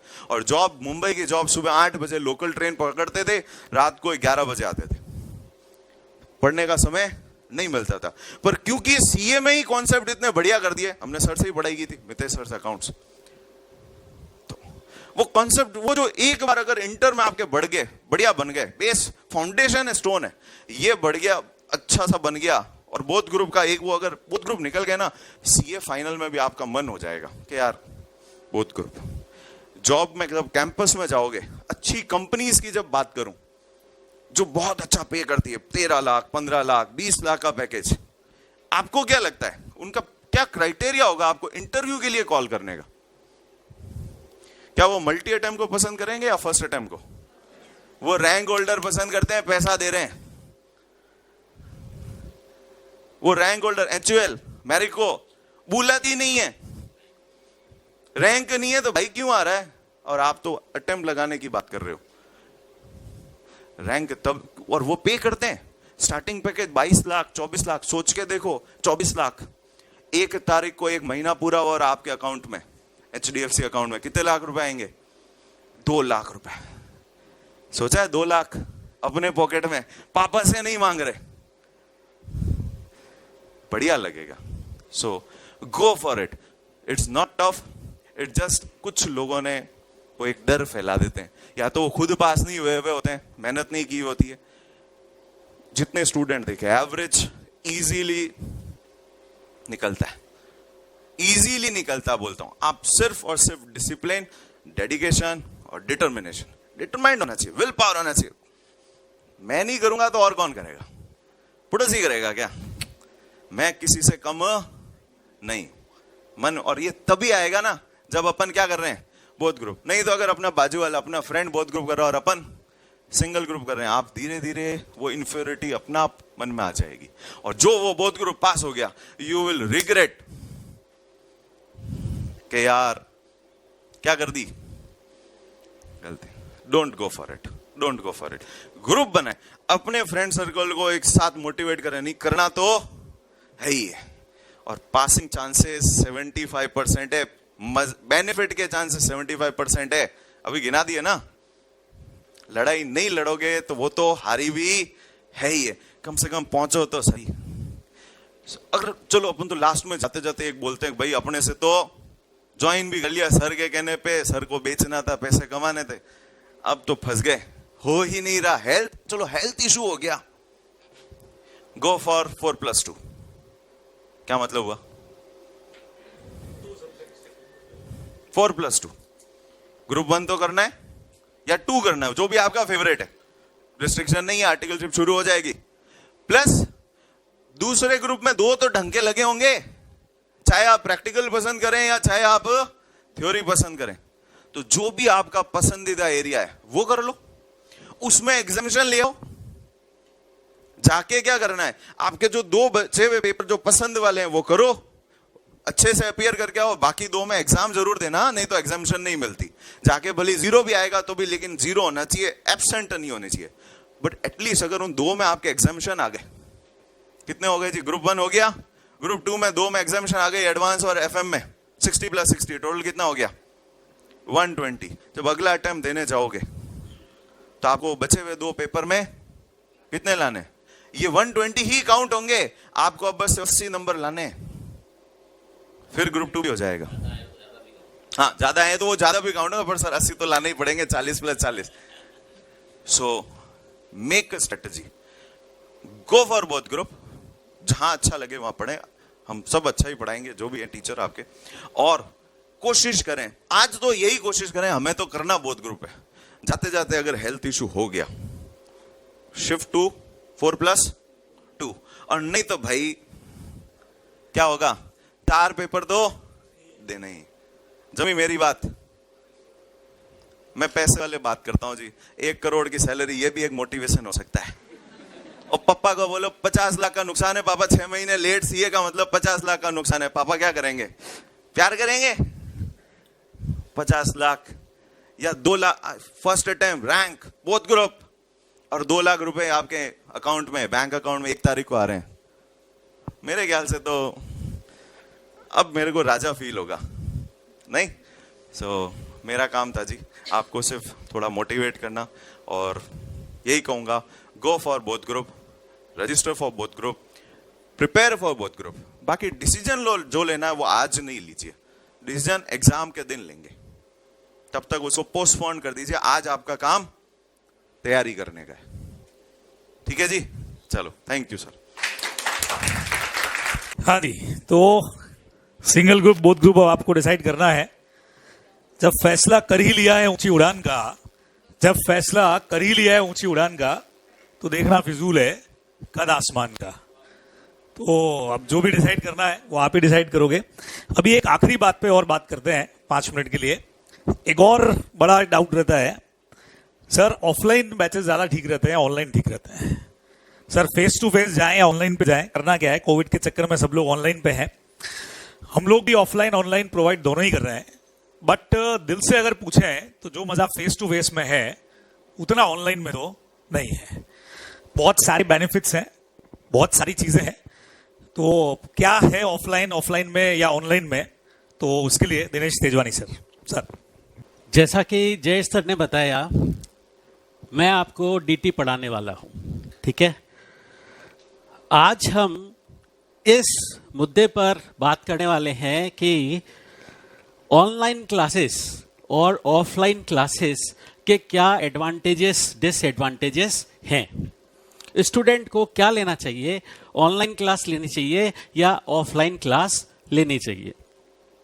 तो ऑनलाइन क्लासेस में एडवांटेजेस क्या हैं, बाद में मैं फेस टू फेस पे आऊंगा, मतलब ऑफलाइन क्लास पे आऊंगा। तो ऑनलाइन एजुकेशन के क्या फायदे हैं? एक तो टाइमिंग आपका फ्लेक्सिबल हो जाता है, मतलब आप किसी भी टाइम पर कोई भी सब्जेक्ट पढ़ सकते हैं। अगर सुबह का पढ़ने का मन नहीं है तो शाम को पढ़ सकते हैं, ठीक है। और जो ऑनलाइन एजुकेशन है काफी हद तक कॉस्ट इफेक्टिव भी रहती है, उसके पैसे कम लगते हैं। तीसरा है, आप कहीं पर भी बैठे हुए ऑनलाइन क्लास अटेंड कर सकते हो। फॉर एग्जाम्पल, आप जोधपुर में नहीं हैं, जोधपुर से बाहर चले गए कुछ दिन के लिए, कोई फंक्शन, मैरिज फंक्शन वगैरह अटेंड करने के लिए, तो आप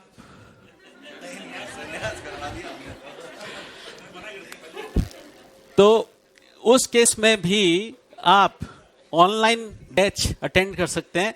तो ये फैसिलिटी है। चौथा पॉइंट है कन्वीनियंट अटेंडेंस। आप कहीं पर भी हैं, आप क्लास अटेंड कर सकते हैं, जैसा अभी मैंने बता दिया। और लोकेशन की भी फ्लेक्सिबिलिटी है, मतलब जैसे आसपास के पाली और वगैरह के स्टूडेंट्स जो हैं वो भी यहाँ से ऑनलाइन क्लासेस लेकर कर रहे हैं, क्योंकि कोरोना का पीरियड चल रहा है, इस वजह से। तो ऑनलाइन क्लासेस का एक फायदा ये है कि ट्रांसपोर्टेशन कॉस्ट बचती है, ट्रांसपोर्टेशन कॉस्ट पर पैसा खर्च नहीं करना पड़ता। इसके अलावा लेकिन स्टूडेंट को एक दिक्कत रहती है। क्या दिक्कत रहती है? उसको पर्सनल डिसिप्लिन मेंटेन रखना पड़ता है। पर्सनल डिसिप्लिन क्या मतलब? उसको कमिटमेंट होना चाहिए मन में कि मेरे को आज पढ़ना है, टाइमली सारे सब्जेक्ट्स मेरे को कंप्लीट करना है। अधिकतर ऑनलाइन में क्या हो जाता है, स्टूडेंट सोचता है कि मैं आज नहीं पढ़ता हूँ, 4 दिन मुझे काम है, उसके बाद मैं पढ़ाई शुरू करूंगा, ठीक है। तो उसमें काफी टाइम गैप आ जाता है, जिसकी वजह से स्टूडेंट का काफी सारा कोर्स एक्यूमुलेट हो जाता है, पेंडिंग हो जाता है, और इवन स्टूडेंट का जो अटेम्प्ट आगे लग जाता है, ठीक है। तो और टाइम मैनेजमेंट भी स्टूडेंट को खुद करना होता है। ऑफलाइन क्लास में क्या होता है, टीचर्स अपने आप टाइम मैनेजमेंट करते हुए चलते हैं, लेकिन ऑनलाइन क्लास में स्टूडेंट को टाइम मैनेजमेंट खुद करना पड़ता है। डिसएडवांटेजेस क्या हैं ऑनलाइन एजुकेशन के? स्टूडेंट का स्क्रीन टाइम बढ़ जाता है, उसको हेल्थ रिलेटेड कुछ इश्यूज हो जाते हैं, काफ़ी लंबे टाइम तक उसे बैठे रहना पड़ता है पढ़ने के लिए, उसकी आईसाइट वीक हो जाती है, तो ये इशू है। सेकंड है टेक्निकल इश्यूज। टेक्निकल प्रॉब्लम की वजह से, फॉर एग्जांपल कहीं पर इंटरनेट कनेक्टिविटी प्रॉपर नहीं है, ऑनलाइन लाइव क्लास चल रही है, तो उस केस में टेक्निकल इशू अराइज हो जाता है काफ़ी बार। तो या स्टेबल इंटरनेट कनेक्शन नहीं है, तो उस केस में भी स्टूडेंट को प्रॉब्लम आती है।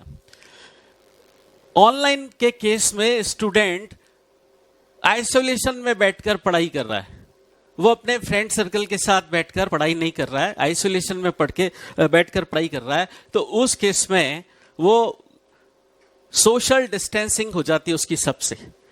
यहाँ फेस टू फेस में क्या होता है, अपने फ्रेंड सर्कल से मिलते हैं, अच्छा तू कितना पढ़ रहा है, तूने कितना कोर्स कंप्लीट कर लिया, तो थोड़ा मोटिवेशन मिलता रहता है। लेकिन ऑनलाइन में ये मोटिवेशन खत्म हो जाता है, बस करना है और कुछ एक दिन का मिस हो गया, कुछ एक दिन तक पढ़ाई नहीं की, फिर इकट्ठा करना है, आज तो 4 लेक्चर कंप्लीट कर लेंगे हम, ये वाली टेंडेंसी डेवलप हो जाती है। चलिए, फिर सबसे बड़ा इशू है टाइम मैनेजमेंट। आपने अगर ऐसा कर लिया, 4 दिन का लेक्चर मिस कर लिया, तो जब आप 5वें दिन पढ़ने बैठोगे तो आपके 4 लेक्चर पेंडिंग हैं। अब वो 4 लेक्चर देखने के लिए आपको टाइम मैनेजमेंट कैसे करना है, ये भी बहुत बड़ा इशू है। फिर जब आप ऑनलाइन पढ़ाई करते हैं तब काफी सारे डिस्ट्रैक्शंस आते हैं। कैसे, व्हाट्सएप पर फ्रेंड का मैसेज आया, हमने पढ़ाई छोड़कर मैसेज देखना शुरू किया, ठीक है, क्लास चल रही है और टीचर ने कोई इंपॉर्टेंट बात बता दी, हमारा ध्यान मैसेज में लगा हुआ है और वो पॉइंट हमारा एस्केप हो गया, तो ये दिक्कत होती है ऑनलाइन एजुकेशन के केस में। फिर इसके अलावा ऑनलाइन एजुकेशन में आपको काफ़ी सारे रिसोर्सेज चाहिए, जैसे लैपटॉप वगैरह, कंप्यूटर चाहिए, ठीक है, कंप्यूटर के अंदर उतना स्टोरेज कैपेसिटी चाहिए, तो ये सब प्रॉब्लम्स आपको ऑनलाइन एजुकेशन के केस में रहती हैं। अब बात करते हैं हम ऑफलाइन क्लासेस के एडवांटेजेस, मतलब फेस टू फेस क्लासेस जो हैं उसके क्या फायदे हैं। स्टूडेंट क्लास में फुल्ली अटेंटिव रहता है, उसका पूरा ध्यान टीचर क्या समझा रहा है, मोस्ट ऑफ द स्टूडेंट्स का ध्यान रहता है और डिस्ट्रैक्शन कम रहते हैं। अगर टीचर ने देख लिया क्या कर रहा है, फेसबुक चला रहा है, व्हाट्सएप पे मैसेज देख रहा है, फोन इधर रख दे, तो काफी सारे डिस्ट्रैक्शन क्लास के अंदर नहीं होते हैं, फेस टू फेस बैचेस में नहीं होते, टीचर डांट देता है, तो एक तरीके से वो आपका फायदा ही कर रहा है ताकि आप फोकस्ड स्टडी कर सके। दूसरा है, टीचर स्टूडेंट्स को इंडिविजुअल अटेंशन दे सकता है, उसकी कोई प्रॉब्लम है किसी मैटर पर, उसको कोई डाउट है, हाथों हाथ सॉल्व हो जाएगा क्लास के अंदर ही, तो ये बेनिफिट है। और क्लास में अंदर आकर पढ़ने का बेनिफिट क्या है, आप अपने फ्रेंड सर्कल से भी मिलते हैं और आपको पता रहता है कि अच्छा ये इंटेलिजेंट बच्चा है, ये मेरा फ्रेंड है, तो ये इसका कोर्स कितना चल रहा है आप उससे पूछते हैं, क्या कर रहा है, कितना कोर्स कर लिया, ठीक है, तो फ्रेंड्स का भी सपोर्ट मिलता है regular face to face classes में, टीचर्स का तो मिलता ही है। और फेस टू फेस क्लासेस में ज्यादा टेक्निकल इश्यूज नहीं रहते हैं, जैसे ऑनलाइन क्लासेस में टेक्निकल इश्यूज ज्यादा रहते हैं, but face to face class में आपको टेक्निकल इश्यू ज्यादा नहीं रहते। टीचर आपके बिहेवियर को, रिस्पॉन्सेस को, आपको उसको क्लोजली मॉनिटर कर रहा है, वो चेक कर रहा है आपको समझ आ रहा है कि नहीं। एक बात बताऊं, टीचर जब आपका फेस देखता है, टीचर को पता पड़ जाता है कि आपको समझ नहीं आ रहा है, आपको समझ आ रहा है या नहीं आ रहा है, ये टीचर को बात पता पड़ जाती है मैक्सिमम केसेस में। तो टीचर आपको क्लोजली मॉनिटर कर रहा होता है और आप कोई प्रॉब्लम पूछते हैं, हाथों हाथ आपकी सॉल्व हो जाती है। इसके अलावा टीचर और स्टूडेंट के बीच में क्लोज इंटरेक्शन होता है, हाथों हाथ प्रॉब्लम सॉल्व हो गई, स्टूडेंट डिस्कशन में एक्टिव पार्टिसिपेशन कर सकता है, मतलब कोई टेक्निकल, बहुत ज्यादा टेक्निकल पॉइंट है, उस पर डिस्कशन चल रहा है, मान लो जैसे डायरेक्ट टेक्स्ट में एक ही पॉइंट पर काफी सारे सेक्शंस एप्लीकेबल हो रहे हैं। जैसे स्टूडेंट्स ने, मैंने एक ग्रुप में पोस्ट किया तो स्टूडेंट ने आंसर जो दिया वो अप टू द मार्क नहीं था। उसमें एप्लीकेबल कौन कौन से सेक्शंस हैं, उसमें 3 सेक्शन एप्लीकेबल थे।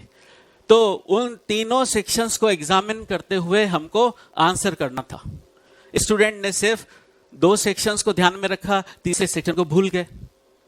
ठीक है, तो क्लास के अंदर ही आपका डिस्कशन हो जाता है उस मैटर पर।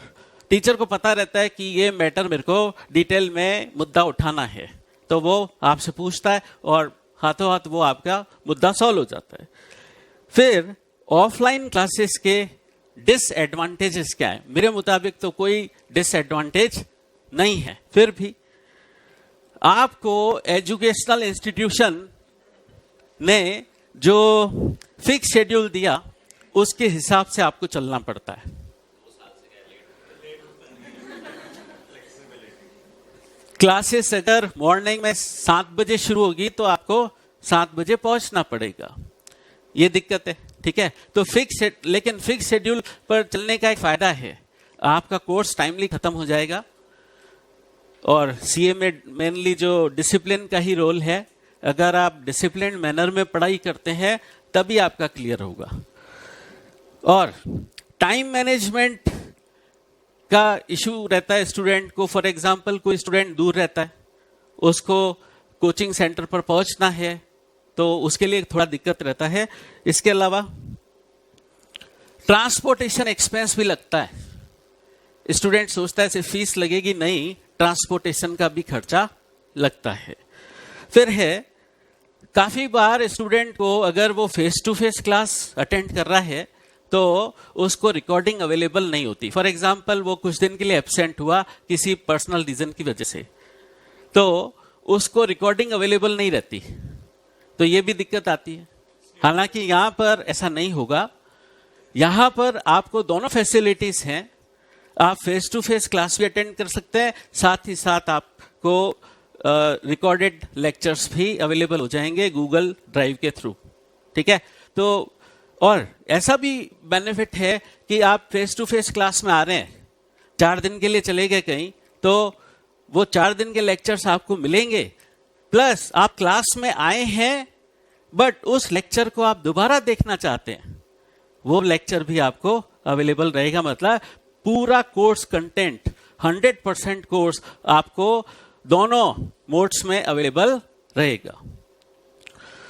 फिर लेकिन एक ड्रॉबैक है फेस टू फेस का, क्या? स्टूडेंट नई टेक्नोलॉजी से ज्यादा अवेयर नहीं हो पाता। बट यहां पर करेंगे, सपोज अगर आपका ये डिसीजन रहता है आपको यहां करना है, तो यहां पर दोनों मोड्स अवेलेबल हैं, तो आप न्यू टेक्नोलॉजी से अवेयर हो ही जाएंगे। अब बट फाइनल कंक्लूजन क्या? बताइए, कितने स्टूडेंट्स फेस टू फेस करना चाहते हैं और ऑनलाइन? सबके हाथ नीचे हो गए। अच्छा, तो हर स्टूडेंट का परसेप्शन अलग हो सकता है। कुछ स्टूडेंट चाहते हैं कि नहीं, हम घर से नहीं निकलेंगे, हमें घर पर बैठकर ही पढ़ना है, ऐसा हो सकता है। तो या कुछ एक स्टूडेंट का रहता है हमारे पास गाड़ी अवेलेबल नहीं रहती, तो हमारे लिए घर ही ठीक है।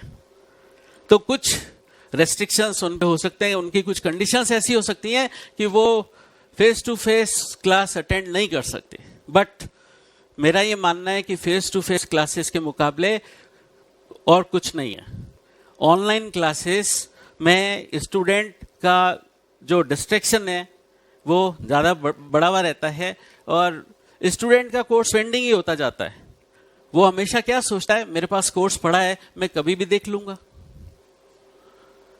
तो उसका पेंडेंसी बढ़ती जाती है और उसके अटेम्प्ट आगे से आगे बढ़ते जाते हैं। ठीक है, तो अलग अलग व्यू हो सकता है। कुछ स्टूडेंट्स ऑनलाइन एजुकेशन के सपोर्ट में हो सकते हैं और कुछ फेस टू फेस क्लासेस के सपोर्ट में हो सकते हैं। तो डिसीजन आपको लेना है और यहाँ पर आपको दोनों तरीके के मोड्स अवेलेबल हैं ऑफलाइन ऑनलाइन दोनों तरीके के अवेलेबल हैं। और एक खास बात और, आपका फेस टू फेस और जो ऑनलाइन है, आपको सिर्फ एक बार ही उसकी फीस देनी है, डबल फीस नहीं देनी है। तो ये भी एक एडवांटेज है। हाँ बोलिए। नहीं, रिकॉर्डेड ही बैच मिलेगा, क्लास वाली ही रिकॉर्डिंग मिलेगी। फॉर एग्जाम्पल जैसे ये रिकॉर्डिंग हो रही है, क्लास चल रही है, जो स्टूडेंट आ रहे हैं उनकी क्लास हो रही है, वो रिकॉर्ड हो गई, वही रिकॉर्डेड क्लास आपको गूगल ड्राइव के थ्रू मिल जाएगी। सेम डे आपको क्लास मिल जाएगी।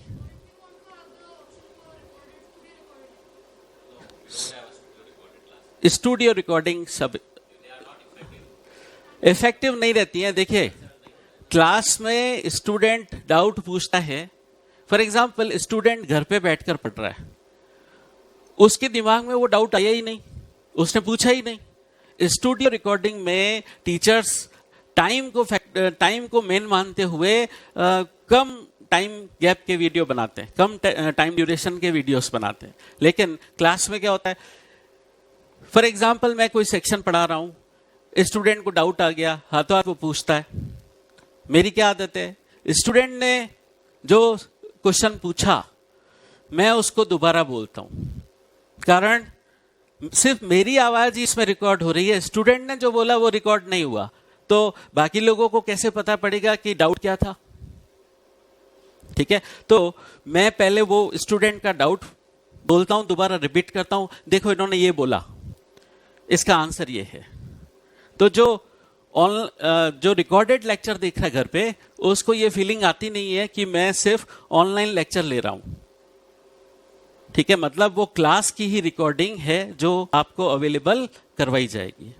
और ये एडवांटेज तो है ही है कि एक वन फीस के अंदर ही आपको 2 फैसिलिटीज मिल रही हैं। और अभी कोविड की वजह से जो माहौल है, अधिकतर स्टूडेंट सोचते हैं कि ठीक है, फॉर एग्जाम्पल ज्यादा केसेस होने लग गए, अभी तो टीचर्स ने ऑफलाइन क्लास शुरू कर दी, कल को कोविड के केसेस बढ़ने लगे तो क्या होगा?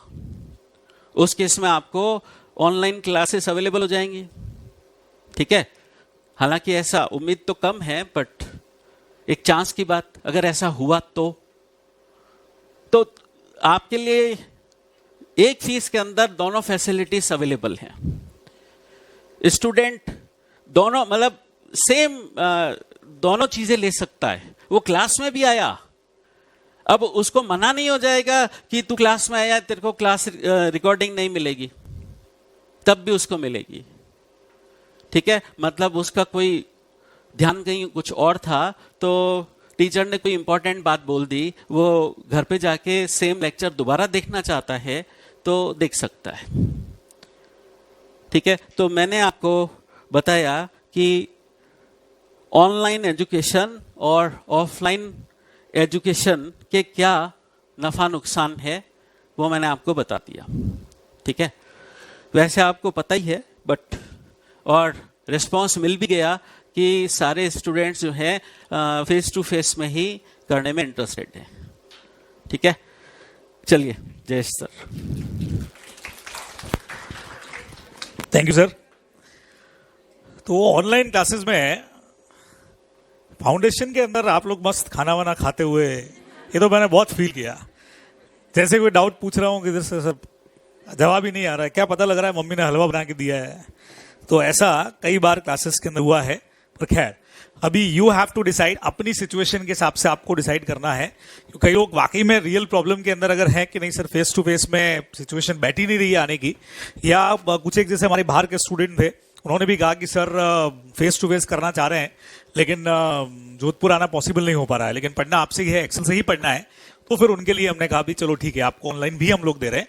और जैसा अभी अपनी बात हो रही थी कि रिकॉर्डिंग, स्टूडियो रिकॉर्डिंग या क्लास रिकॉर्डिंग, तो मैंने कई सारी क्लासेस स्टूडियो रिकॉर्डिंग की है, बराबर। बीच में जब कोविड का टाइमिंग था, कुछ स्पेशल लेक्चर्स बनाने थे, या आपने यूट्यूब पे भी देखा होगा कि कई बार मैंने रिकॉर्डेड डाले और कई बार मैंने लाइव क्लासेस ली। तो लाइव क्लासेस का जो मजा है और मैंने इफेक्ट भी देखा कि क्लास के अंदर अगर बैठे हैं तो 4 एग्जाम्पल याद आ गए, इसको देख के एक एग्जाम्पल याद आ गया, कभी उसको देख के एक एग्जाम्पल याद आ गया, तो हमने एग्जाम्पल ज्यादा अच्छे से कवर कर दिए। और स्टूडियो रिकॉर्डिंग के अंदर कई बार कि भाई ठीक है मुझे इतना पोर्शन खत्म करना है, कोई सामने है तो नहीं मेरे, तो बस मैंने पढ़ाया उस टॉपिक को, 1-2 एग्जाम्पल डाले और उसको सम अप करके खत्म कर दिया। ये इफेक्ट मैंने देखा है दोनों ही चीजों के अंदर कि क्लास में अगर मुझे कोई चीज में 45 मिनट्स लग रहे हैं तो वहां स्टूडियो रिकॉर्डिंग में शायद मैंने उसको 30 मिनट्स के अंदर ही खत्म कर दिया, क्योंकि कोई क्वारी तो है ही नहीं, बराबर। तो खैर ये सब अपना अपना सेट हो गया। तो नाउ अभी एकदम एंडिंग सम अप कर देते हैं। बत्रा सर को मैं इनवाइट करूंगा वोट ऑफ थैंक्स के लिए, हमारी सबसे सीनियर मोस्ट फैकल्टी। और उसके बाद हाइट ही रखी है, ये एकदम उदास सी होगी कि अरे सर घर पे तो इतनी देर में क्या कुछ खा लेते हम, चाय वाय दूध वूध हो ही जाता।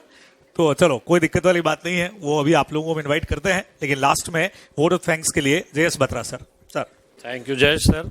मैंने पेन लिया तो शायद इसके बाद कोई पहनने लायक नहीं रहेगा। हाउ इज द जोश? ये लड़के बोल नहीं रहे हैं, शायद विक्की कौशल की हो गई इसलिए। हाउ इज द जोश?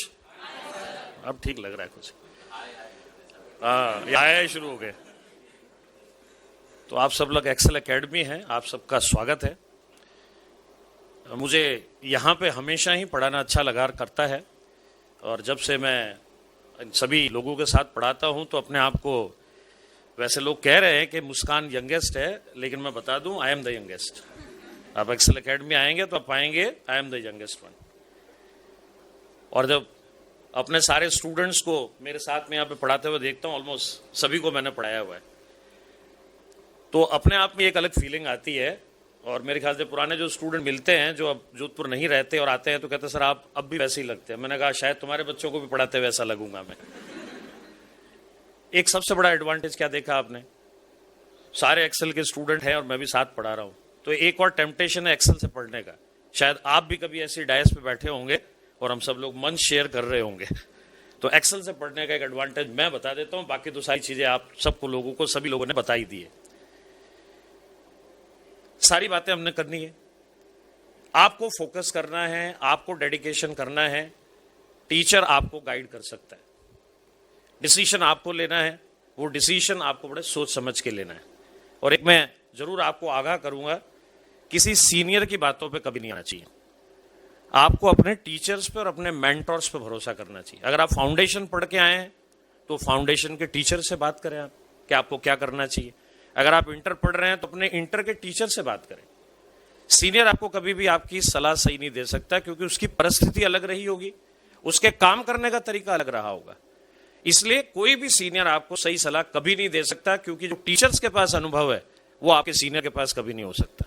इसलिए अपना डिसीजन लेते वक्त किसी सीनियर की बात की बजाय अपने टीचर्स, चाहे वो आपके फाउंडेशन के हों या आपके इंटर के, जिनके आप नजदीक रहे हों या जिनकी आपकी एफिनिटी हो, या आपका कोई घर का मेंबर आपको सलाह दे सकता है। मैं एक छोटी सी बात कहूंगा आपको, आपके मदर फादर नेचुरली आपसे 20-25 साल तो बड़े ही हैं, उन्होंने आपको जन्म दिया है, उनकी बात को आप मैटर करते हैं कि नहीं करते?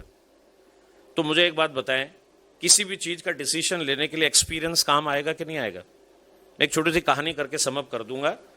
एक बहुत पुराने सेठ थे जिन्होंने अपने रिटायरमेंट का सोच लिया कि अब मैं अपना काम जो है वो अपने बेटे को सौंप देता हूं।